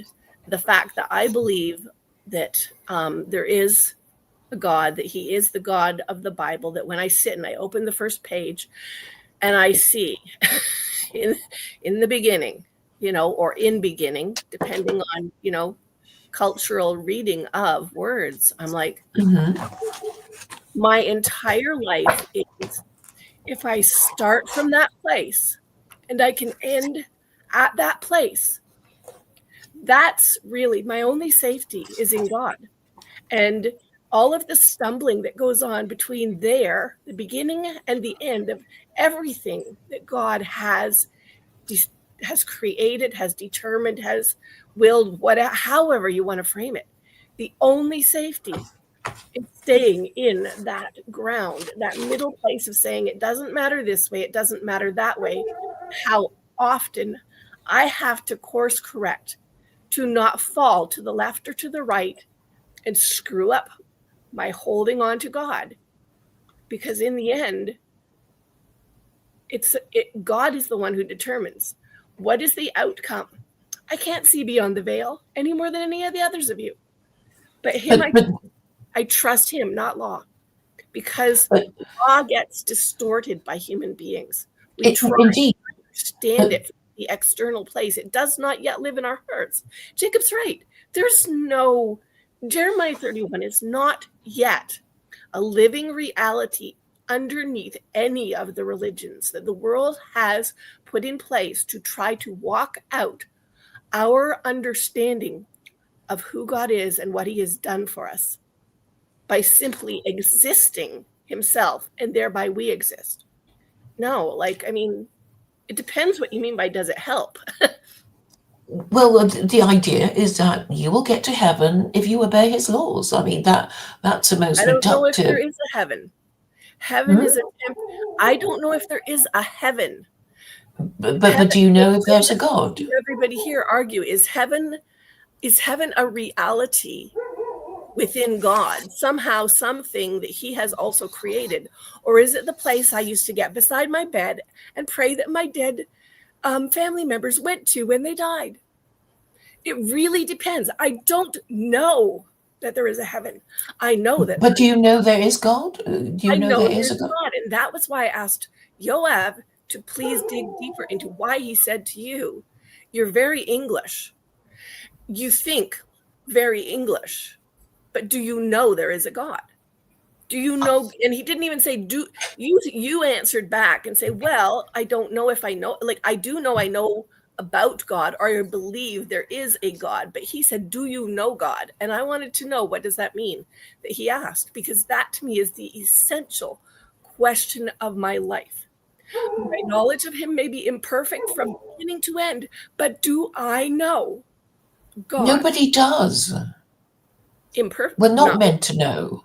We're supposed to reason whether we'd like to believe in him, and if so, do a deal with him, which is the whole purpose of this covenant, isn't it? I don't know. He said, I've had some tough you have questions in eternal my life. life. I've given you eternal life. Well, that's kind of very Christian, I mean, that's very British and very Christian. I'm sorry, I don't know. I suppose I'm taking it maybe too literally, but obviously, if you're going to believe in the Abrahamic God, there's a whole package of things that you're supposed to do if you believe in it. You have to obey his laws. You have to believe in the afterlife where good will be rewarded and evil punished. That is basically what you're supposed to believe in, and then things will be easy. Well, then if you want to go to the better place, you better obey. A few years back when I hopped in here, I remember Jacob talking about Christians' view on heaven and hell and stuff. And I remember him saying something in relation to, if God determined he was to spend some time in hell, he would do that because he believes in God and the rightness of everything God determines for his life. And I think that's what I'm pointing at too, is it doesn't matter if I believe in heaven as a reward for some kind of, getting the 10 out of 10 on my score sheet while I'm here on earth. That's not the point. I mean, I've screwed up big time. What is the point then, Sandy? Knowing that God exists, that he created me, that he has determined my life here on earth, that he wants the best for me, that he created evil not to be evil, but he created evil for the good. He created evil for the good. I look at what Jacob has taught in this channel. I think, how many times did I take my child to hospital and put him under the knife of people that are in a position of power? That yes, you may be correct that in all of the way that we as people determine levels of authority based on various things that we lay out as being important in life, I have to trust those people in order to do that. But the alternative is not good either. I took my kid to hospital in the mid 80s, and my cousin begged me not to let him go under the knife because it was the middle of the AIDS crisis. And so I took my belief in God and the fact that I believed he gave me this child who needed to go for surgery, and the only choices before me were, do not do the surgery and guarantee brain damage. Do the surgery and risk death. And what are you going to pick? I'm going to pick that I will trust that for whatever reason, there is an open door of opportunity for God to do something good. So therefore, I do not pick the closed door of, it's better to do nothing. Otherwise, I may have lived 100 years ago, because that would have been the option. And how was the surgery? It went well on the first one, and then he was one of the lucky few 20% and under, who needed to have a second one, and that one didn't go quite as well. But in the end, 1,000 things that I have followed in trusting God in terms of a lot of his life and language issues and social and all the whole things we argue about forever between all the religions of how to fix the entire, gamut. He's pushing 40 and he's doing very well for who he is, who God made him to be, and for the opportunities. And I could not wish for a better thing for God to have given me in life. Even though good. Well, no regrets. You're happy. Well, I didn't say no with your regrets. choices. I said I couldn't wish for a better thing.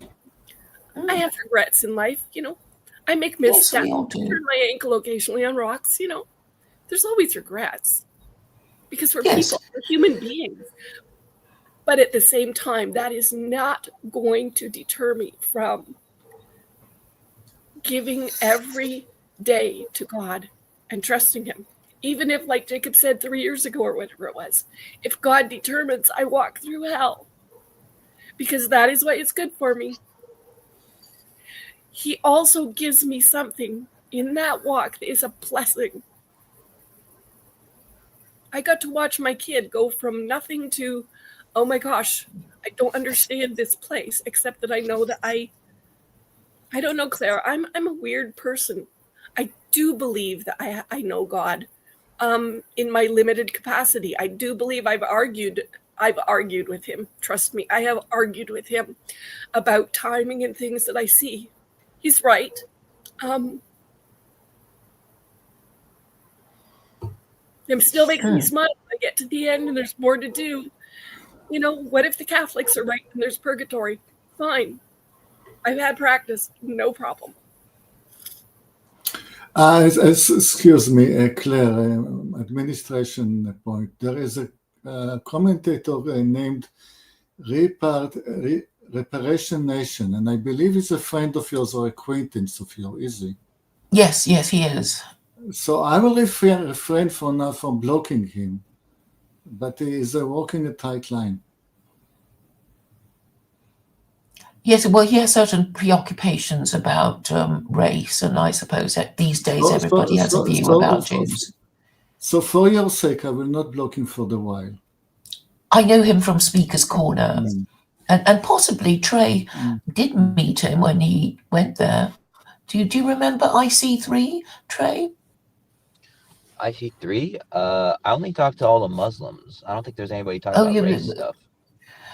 Well, you might have noticed a black man who had some, I don't know, chess boards, and maybe you didn't. Maybe he wasn't there on the day, but that's Mr. IC3. Yes, he does have certain preoccupations about race, but maybe that's not what we want to discuss at the moment. No. I had to make this administration point. I'm sorry to have interrupted. Just to enter my point of view, I do not know God. I know science. And science tells me very clearly that there's absolutely no chance that this world was created by the rules of science. There are absolutely no chance that life was created by the rules of science. So something. Oh, so you do believe in God? I really wasn't sure with you. I thought you were secular, Yoav. Yes. What is it? I think I've said it so many times. Here in the Jordan Peterson sphere, our axiom is that there are no atheists. There are people who are claiming that they're atheists, but they do not actually exist. You just have to find out what is this God that a man believes in. He could believe in Karl Marx. He could believe in men raised to a degree of a God, humanity raised to uplifted to be an idol of a God. But everybody believes in something.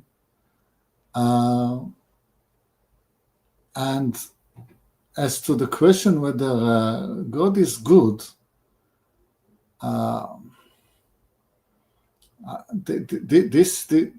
this I really struggle with. But we said that we can only aspire to see the back of God. I mean, we can also only learn about the past. And the past is not always a good indication of the future, because things change and things change abruptly.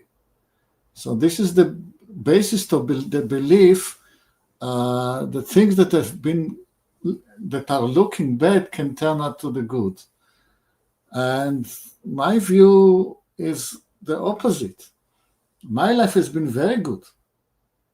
Life is very good for me. I have absolutely no reason to complain about anything. It just gives me no insurance policy as to the future. So about this idea of God being good, I mean, it's a good thing that the world was created. Cannot argue with that. As I said earlier, I'm beginning to get worried. If God is just waiting for us to become angels, it won't ever happen. I'm quite sure of that. Maybe what you need is grace.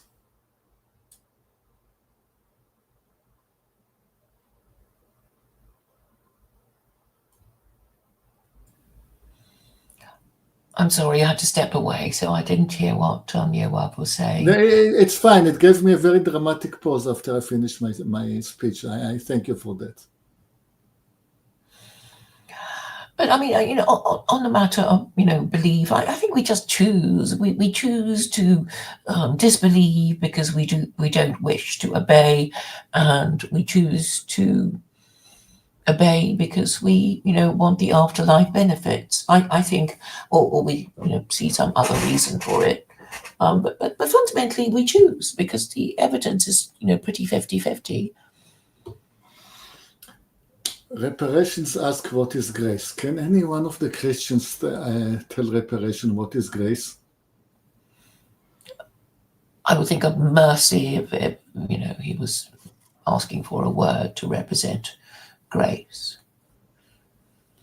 Grace, he says, the Baron Munchausen, he was lifting himself out of a quagmire, out of the mud, by pulling himself by his own shoelaces, very hard.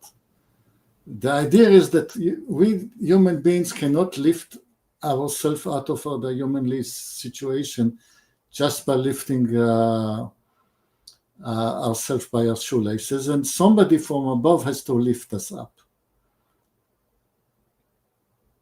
Well, we have to choose. We have to choose to obey. We have to choose to believe. It's what we want to do ourselves.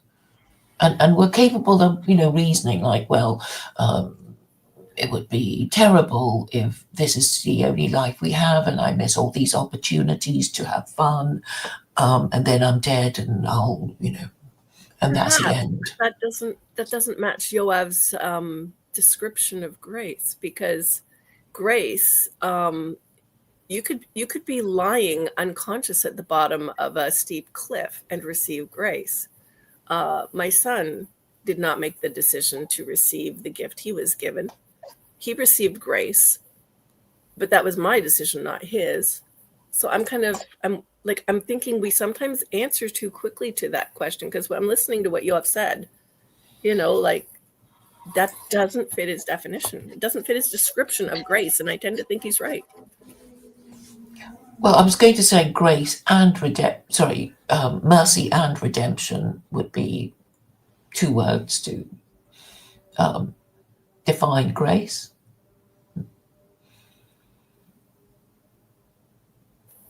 Yeah, I was just pointing at, we have to make a decision. Somebody has to make a decision. That somebody doesn't have to be the we of like me, you, us. Somebody has to make a decision.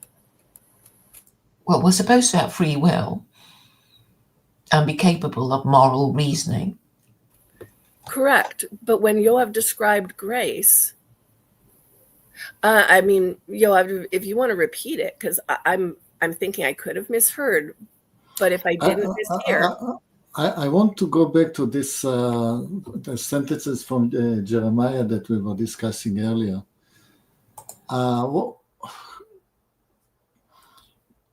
What needs to happen is that, first of all, God has to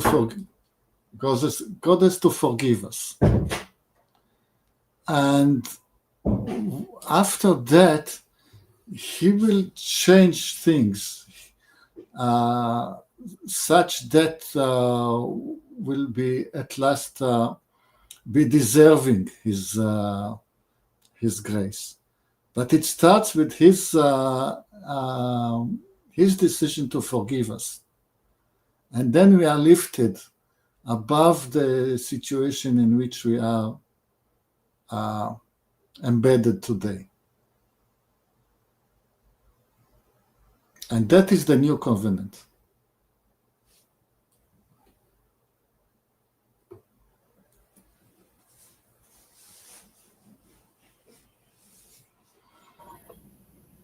I'd agree. I believe that. So you think it's just a change of heart rather than an actual document? A complete change of heart. Like changing the engine in an old car. Yeah, but people they change their mind and then they change it back again.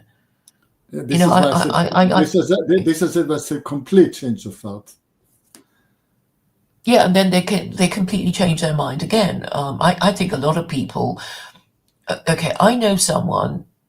Well, I've known him for quite a while, and I've known him take 3 different positions about God: that he believes, that he doesn't know, and that he disbelieves. And I think most people are like that. And because they can't make up their mind, they have no convictions. There are several steps of grace, chronologically.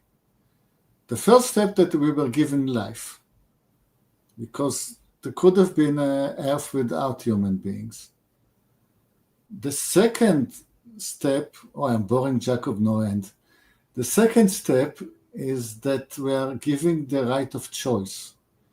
We are giving our heart and minds, and we are allowed to make our choices, and we make bad choices, and we keep changing our minds and just moving from one bad choice to another bad choice. The third step, the future step, is that right to change our mind will be lifted from us. We will not be able to change our mind in the future. Once our account is closed, after we are dead, we will we won't be able to repent and, whatever. Is that what you mean? In the end of times, we will not be dead. We will not be human, as we see it. We'll be lifted above our present state as animals. Some Jews believe in reincarnation, don't they? Yeah, but that reincarnation is in this world. Anyway, I'm not telling you my opinion. I'm telling you what we read in certain verses in Jeremiah. So don't argue this point with me. I'm just quoting Jeremiah.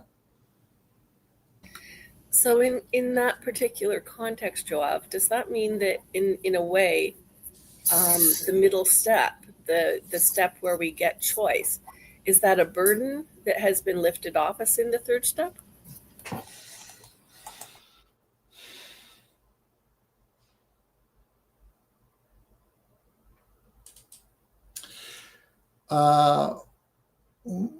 My mistake was to present it as steps in the ladder, as lower step, middle step, higher step. I think they're completely 3 different entities that you cannot rank.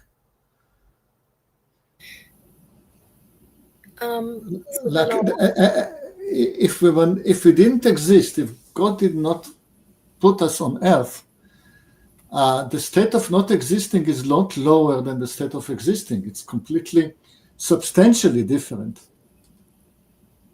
And the new covenant is substantially different than the current state.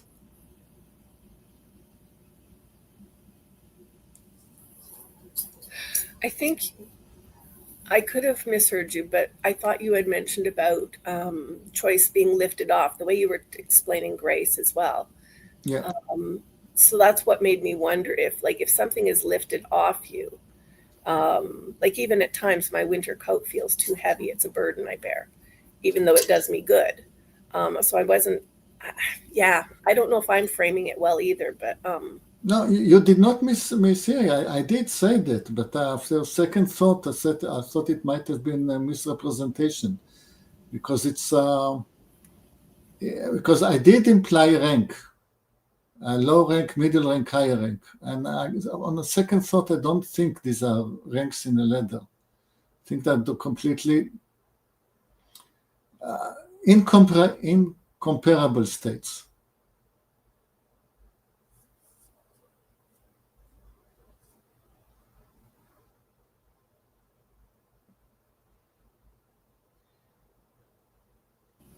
so going back to before you stated it the first way, then you went from grace to, can we go back to Jeremiah?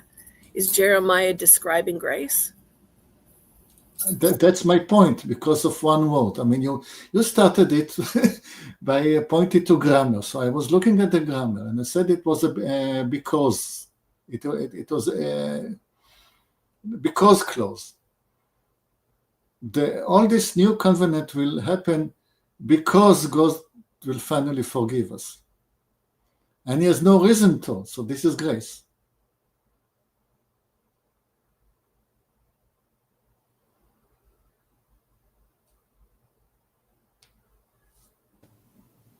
But isn't the idea that God will forgive us if we are truly sorry? Okay, that's a matter of a specific religion. There are religions in the world that would say that if you're really, really, really, really very sorry, won't help you.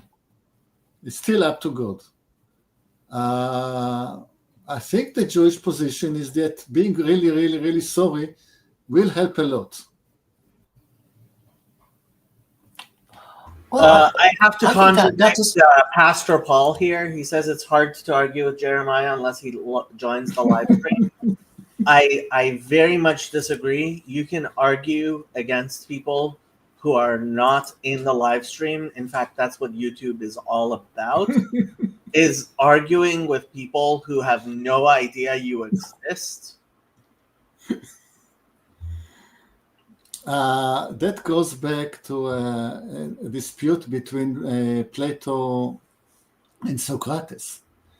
Socrates was the last generation to exist without books, because they were forgotten at the time they had to be reinvented. Plato was the first young generation to believe in books. And Socrates says, if I write my words in a book, then people will forever argue with the book and not with me. So yes, I would have loved to have a conversation with Jeremiah, and Jeremiah will say, well, this is the book. Doesn't really state exactly what you think it's written there is not exactly what I thought. Let me explain to you what I really meant. That would have been fun, but it's not possible.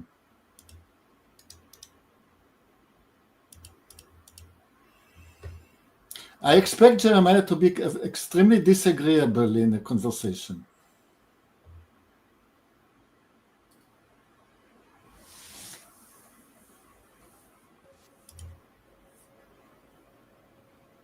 Jan God wants me to do more React videos. What would you want me to react to? By the way, Jason, your father-in-law did not respond.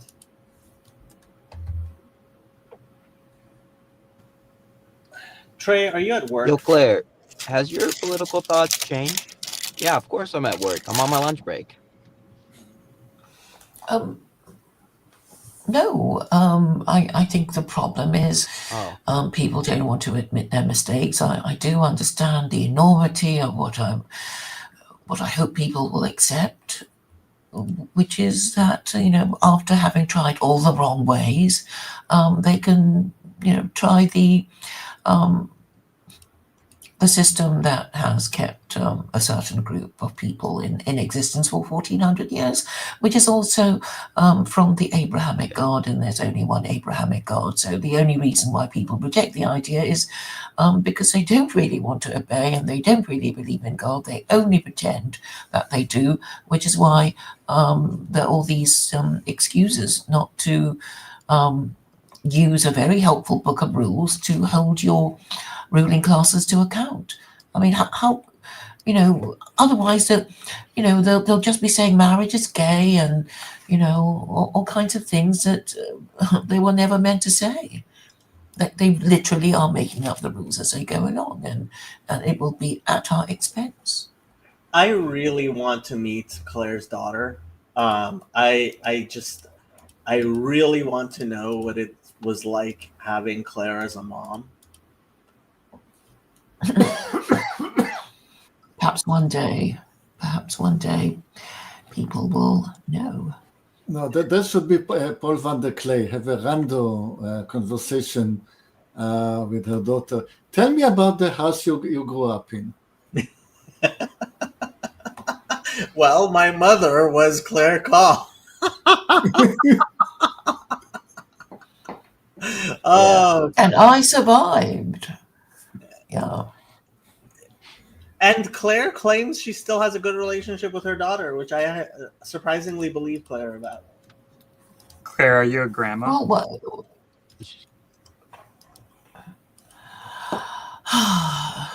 Claire's not going to dox her daughter.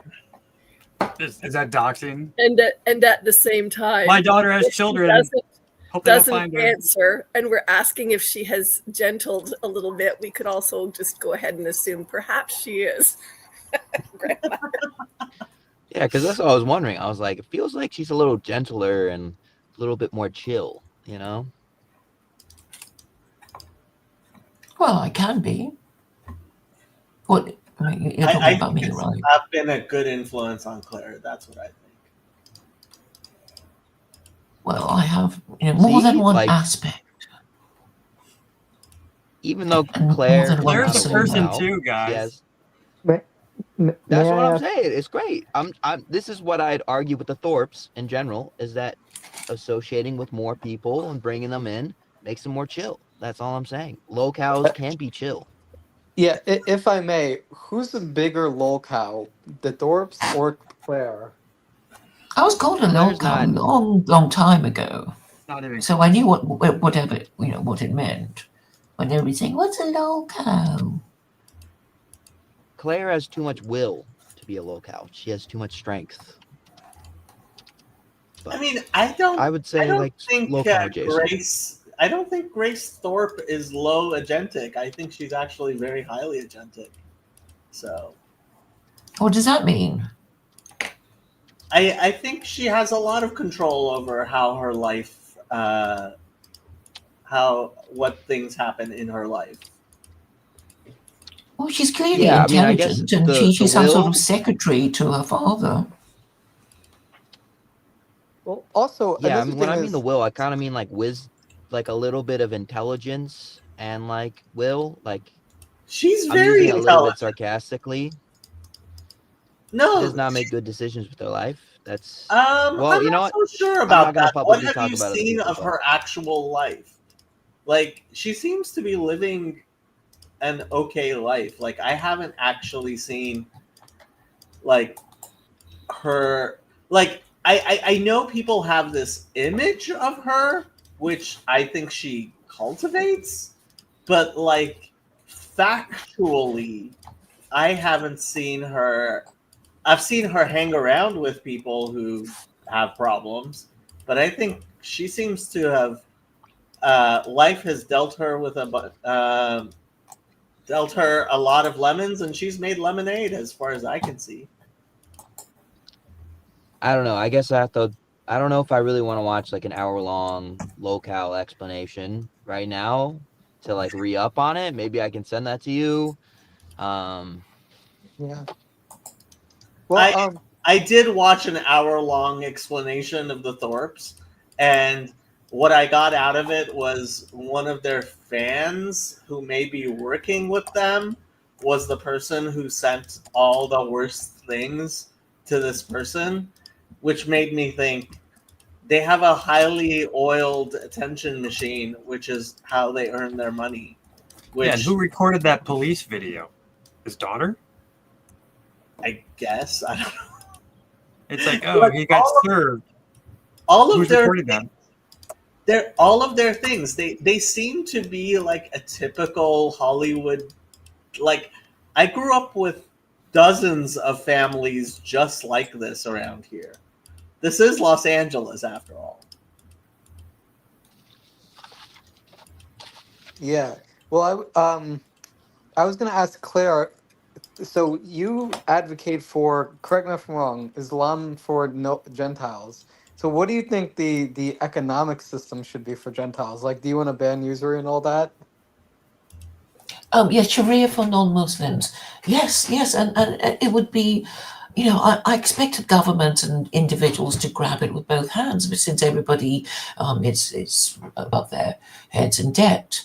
But I'm just, I don't think I'm being given the opportunity to, lay out my manifesto, even though I've written the book. Nobody reads books, everybody has ADHD.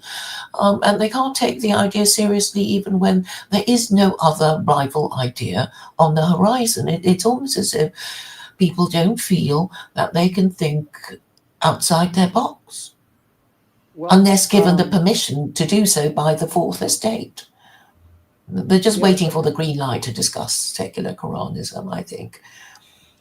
well, the problem I have with banning usury is, so are you familiar at all with von Mises and Hayek and their notion of the knowledge problem? Because basically, I don't think the central planning of the government have enough knowledge to know what's best for an economy or not. I don't think Claire believes in economics. Well, I did do economics at A level and How'd you remember do? some of it, but then it would be, capitalist economics. I mean, I've tried asking people like, how would the economy be if we just banned usury? And We I would just go get a back shocked to silence the- and they never answer. I will answer you. We would go back to the 6th century and we would be backwards countries like Muslim countries are.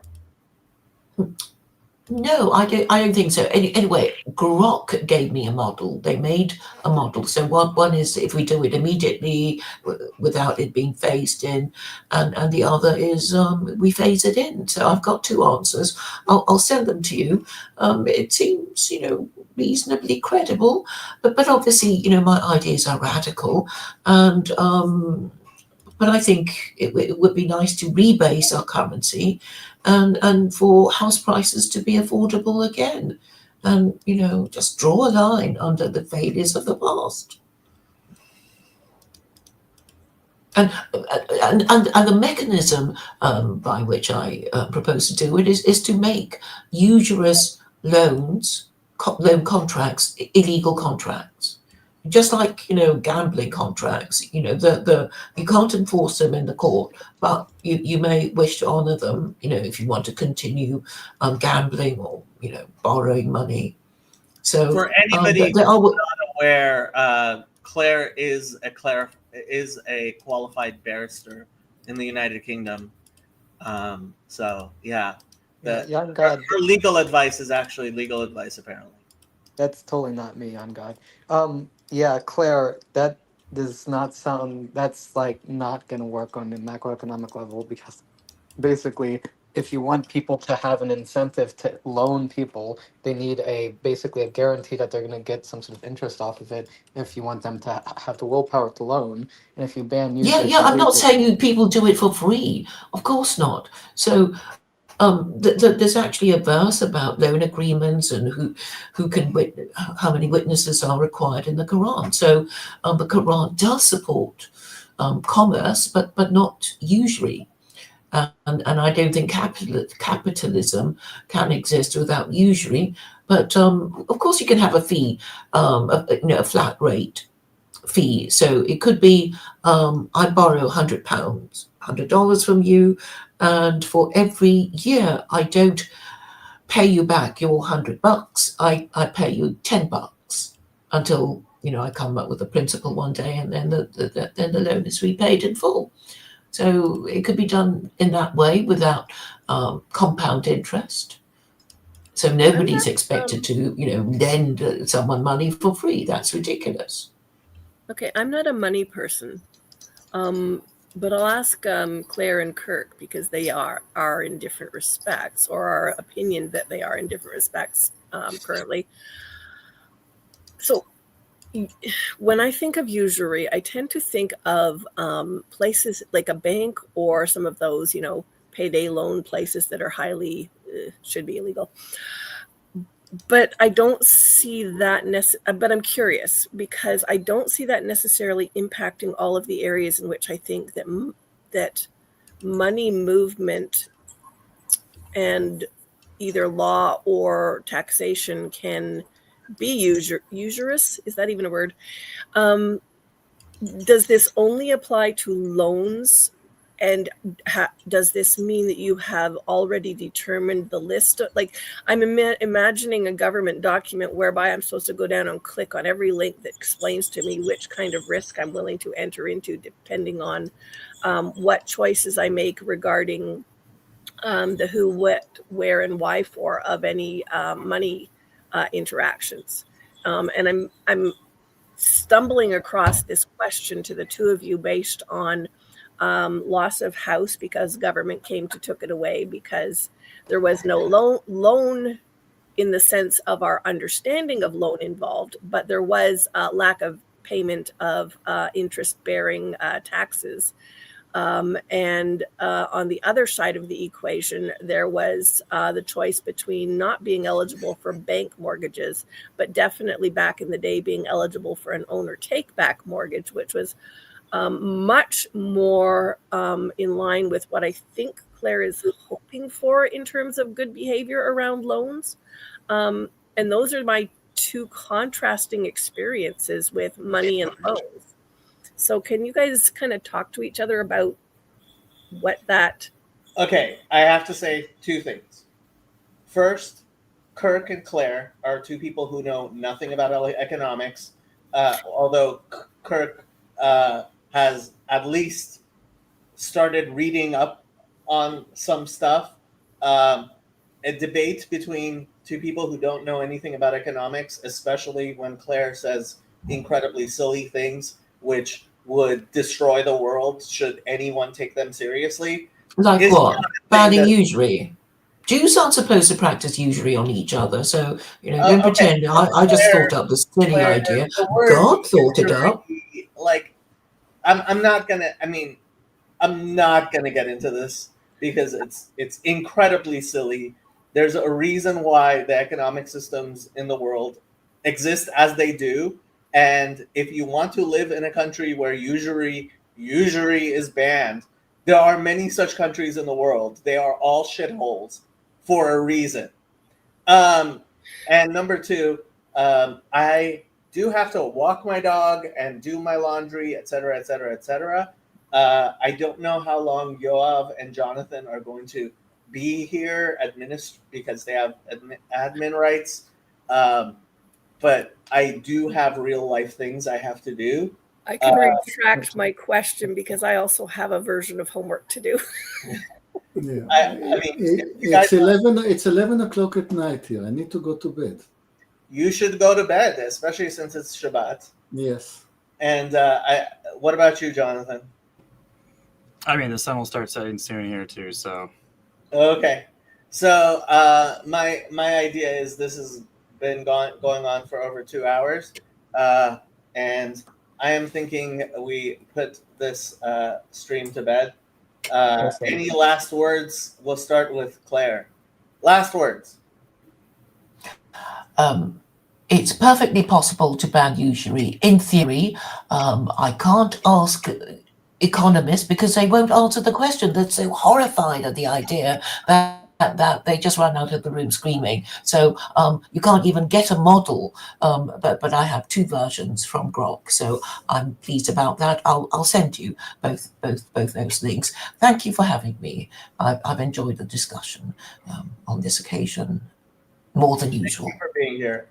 Kurt, what do you have to say for yourself? I would say I don't know nothing about economics because I have spent quite a bit of time listening to lectures, and recently I've been reading like 33 pages worth of macroeconomic Austrian economic theory. So that's all I have to say. Sandy, what do you have to say for yourself? Is that a double negative? And that's probably the sum total of my knowledge of grammar. Yoav, what do you have to say for yourself?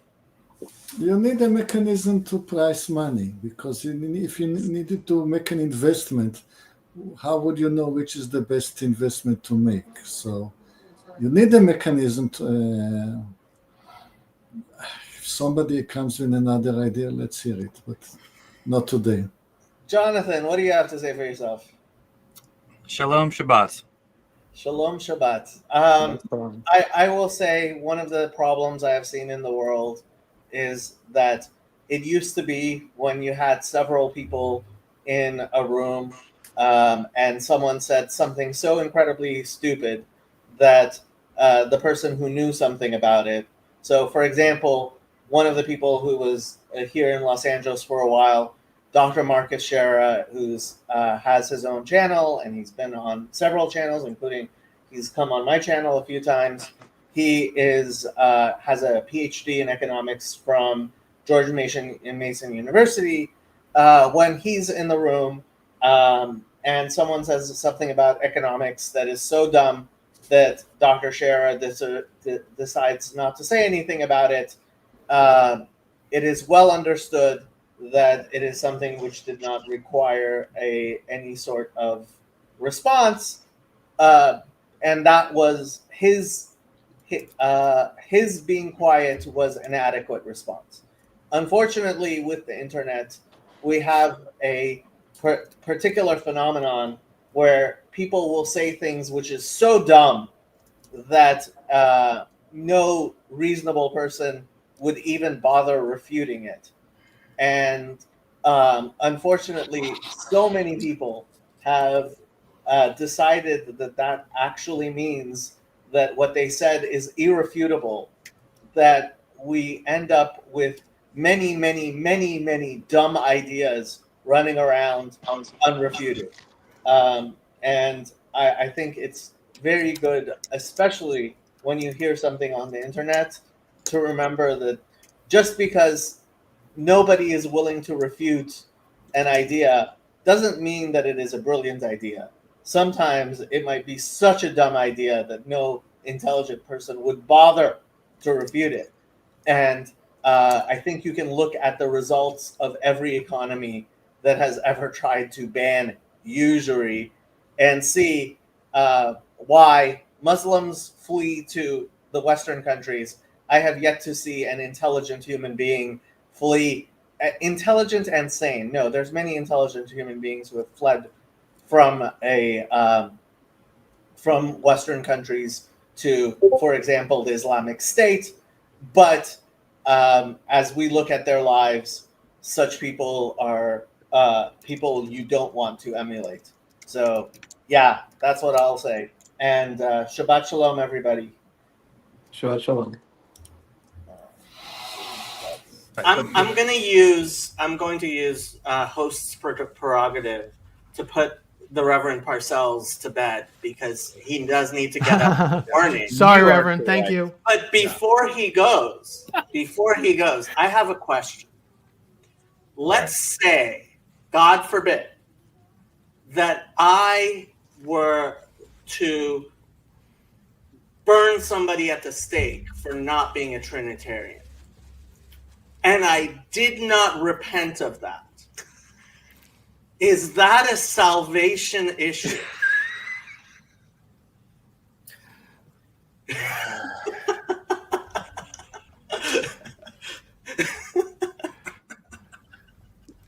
Sometimes Jacob takes There's a that devil's proverb. advocate thing too Isn't there far. a proverb that says something like "Don't answer a fool according to his folly"?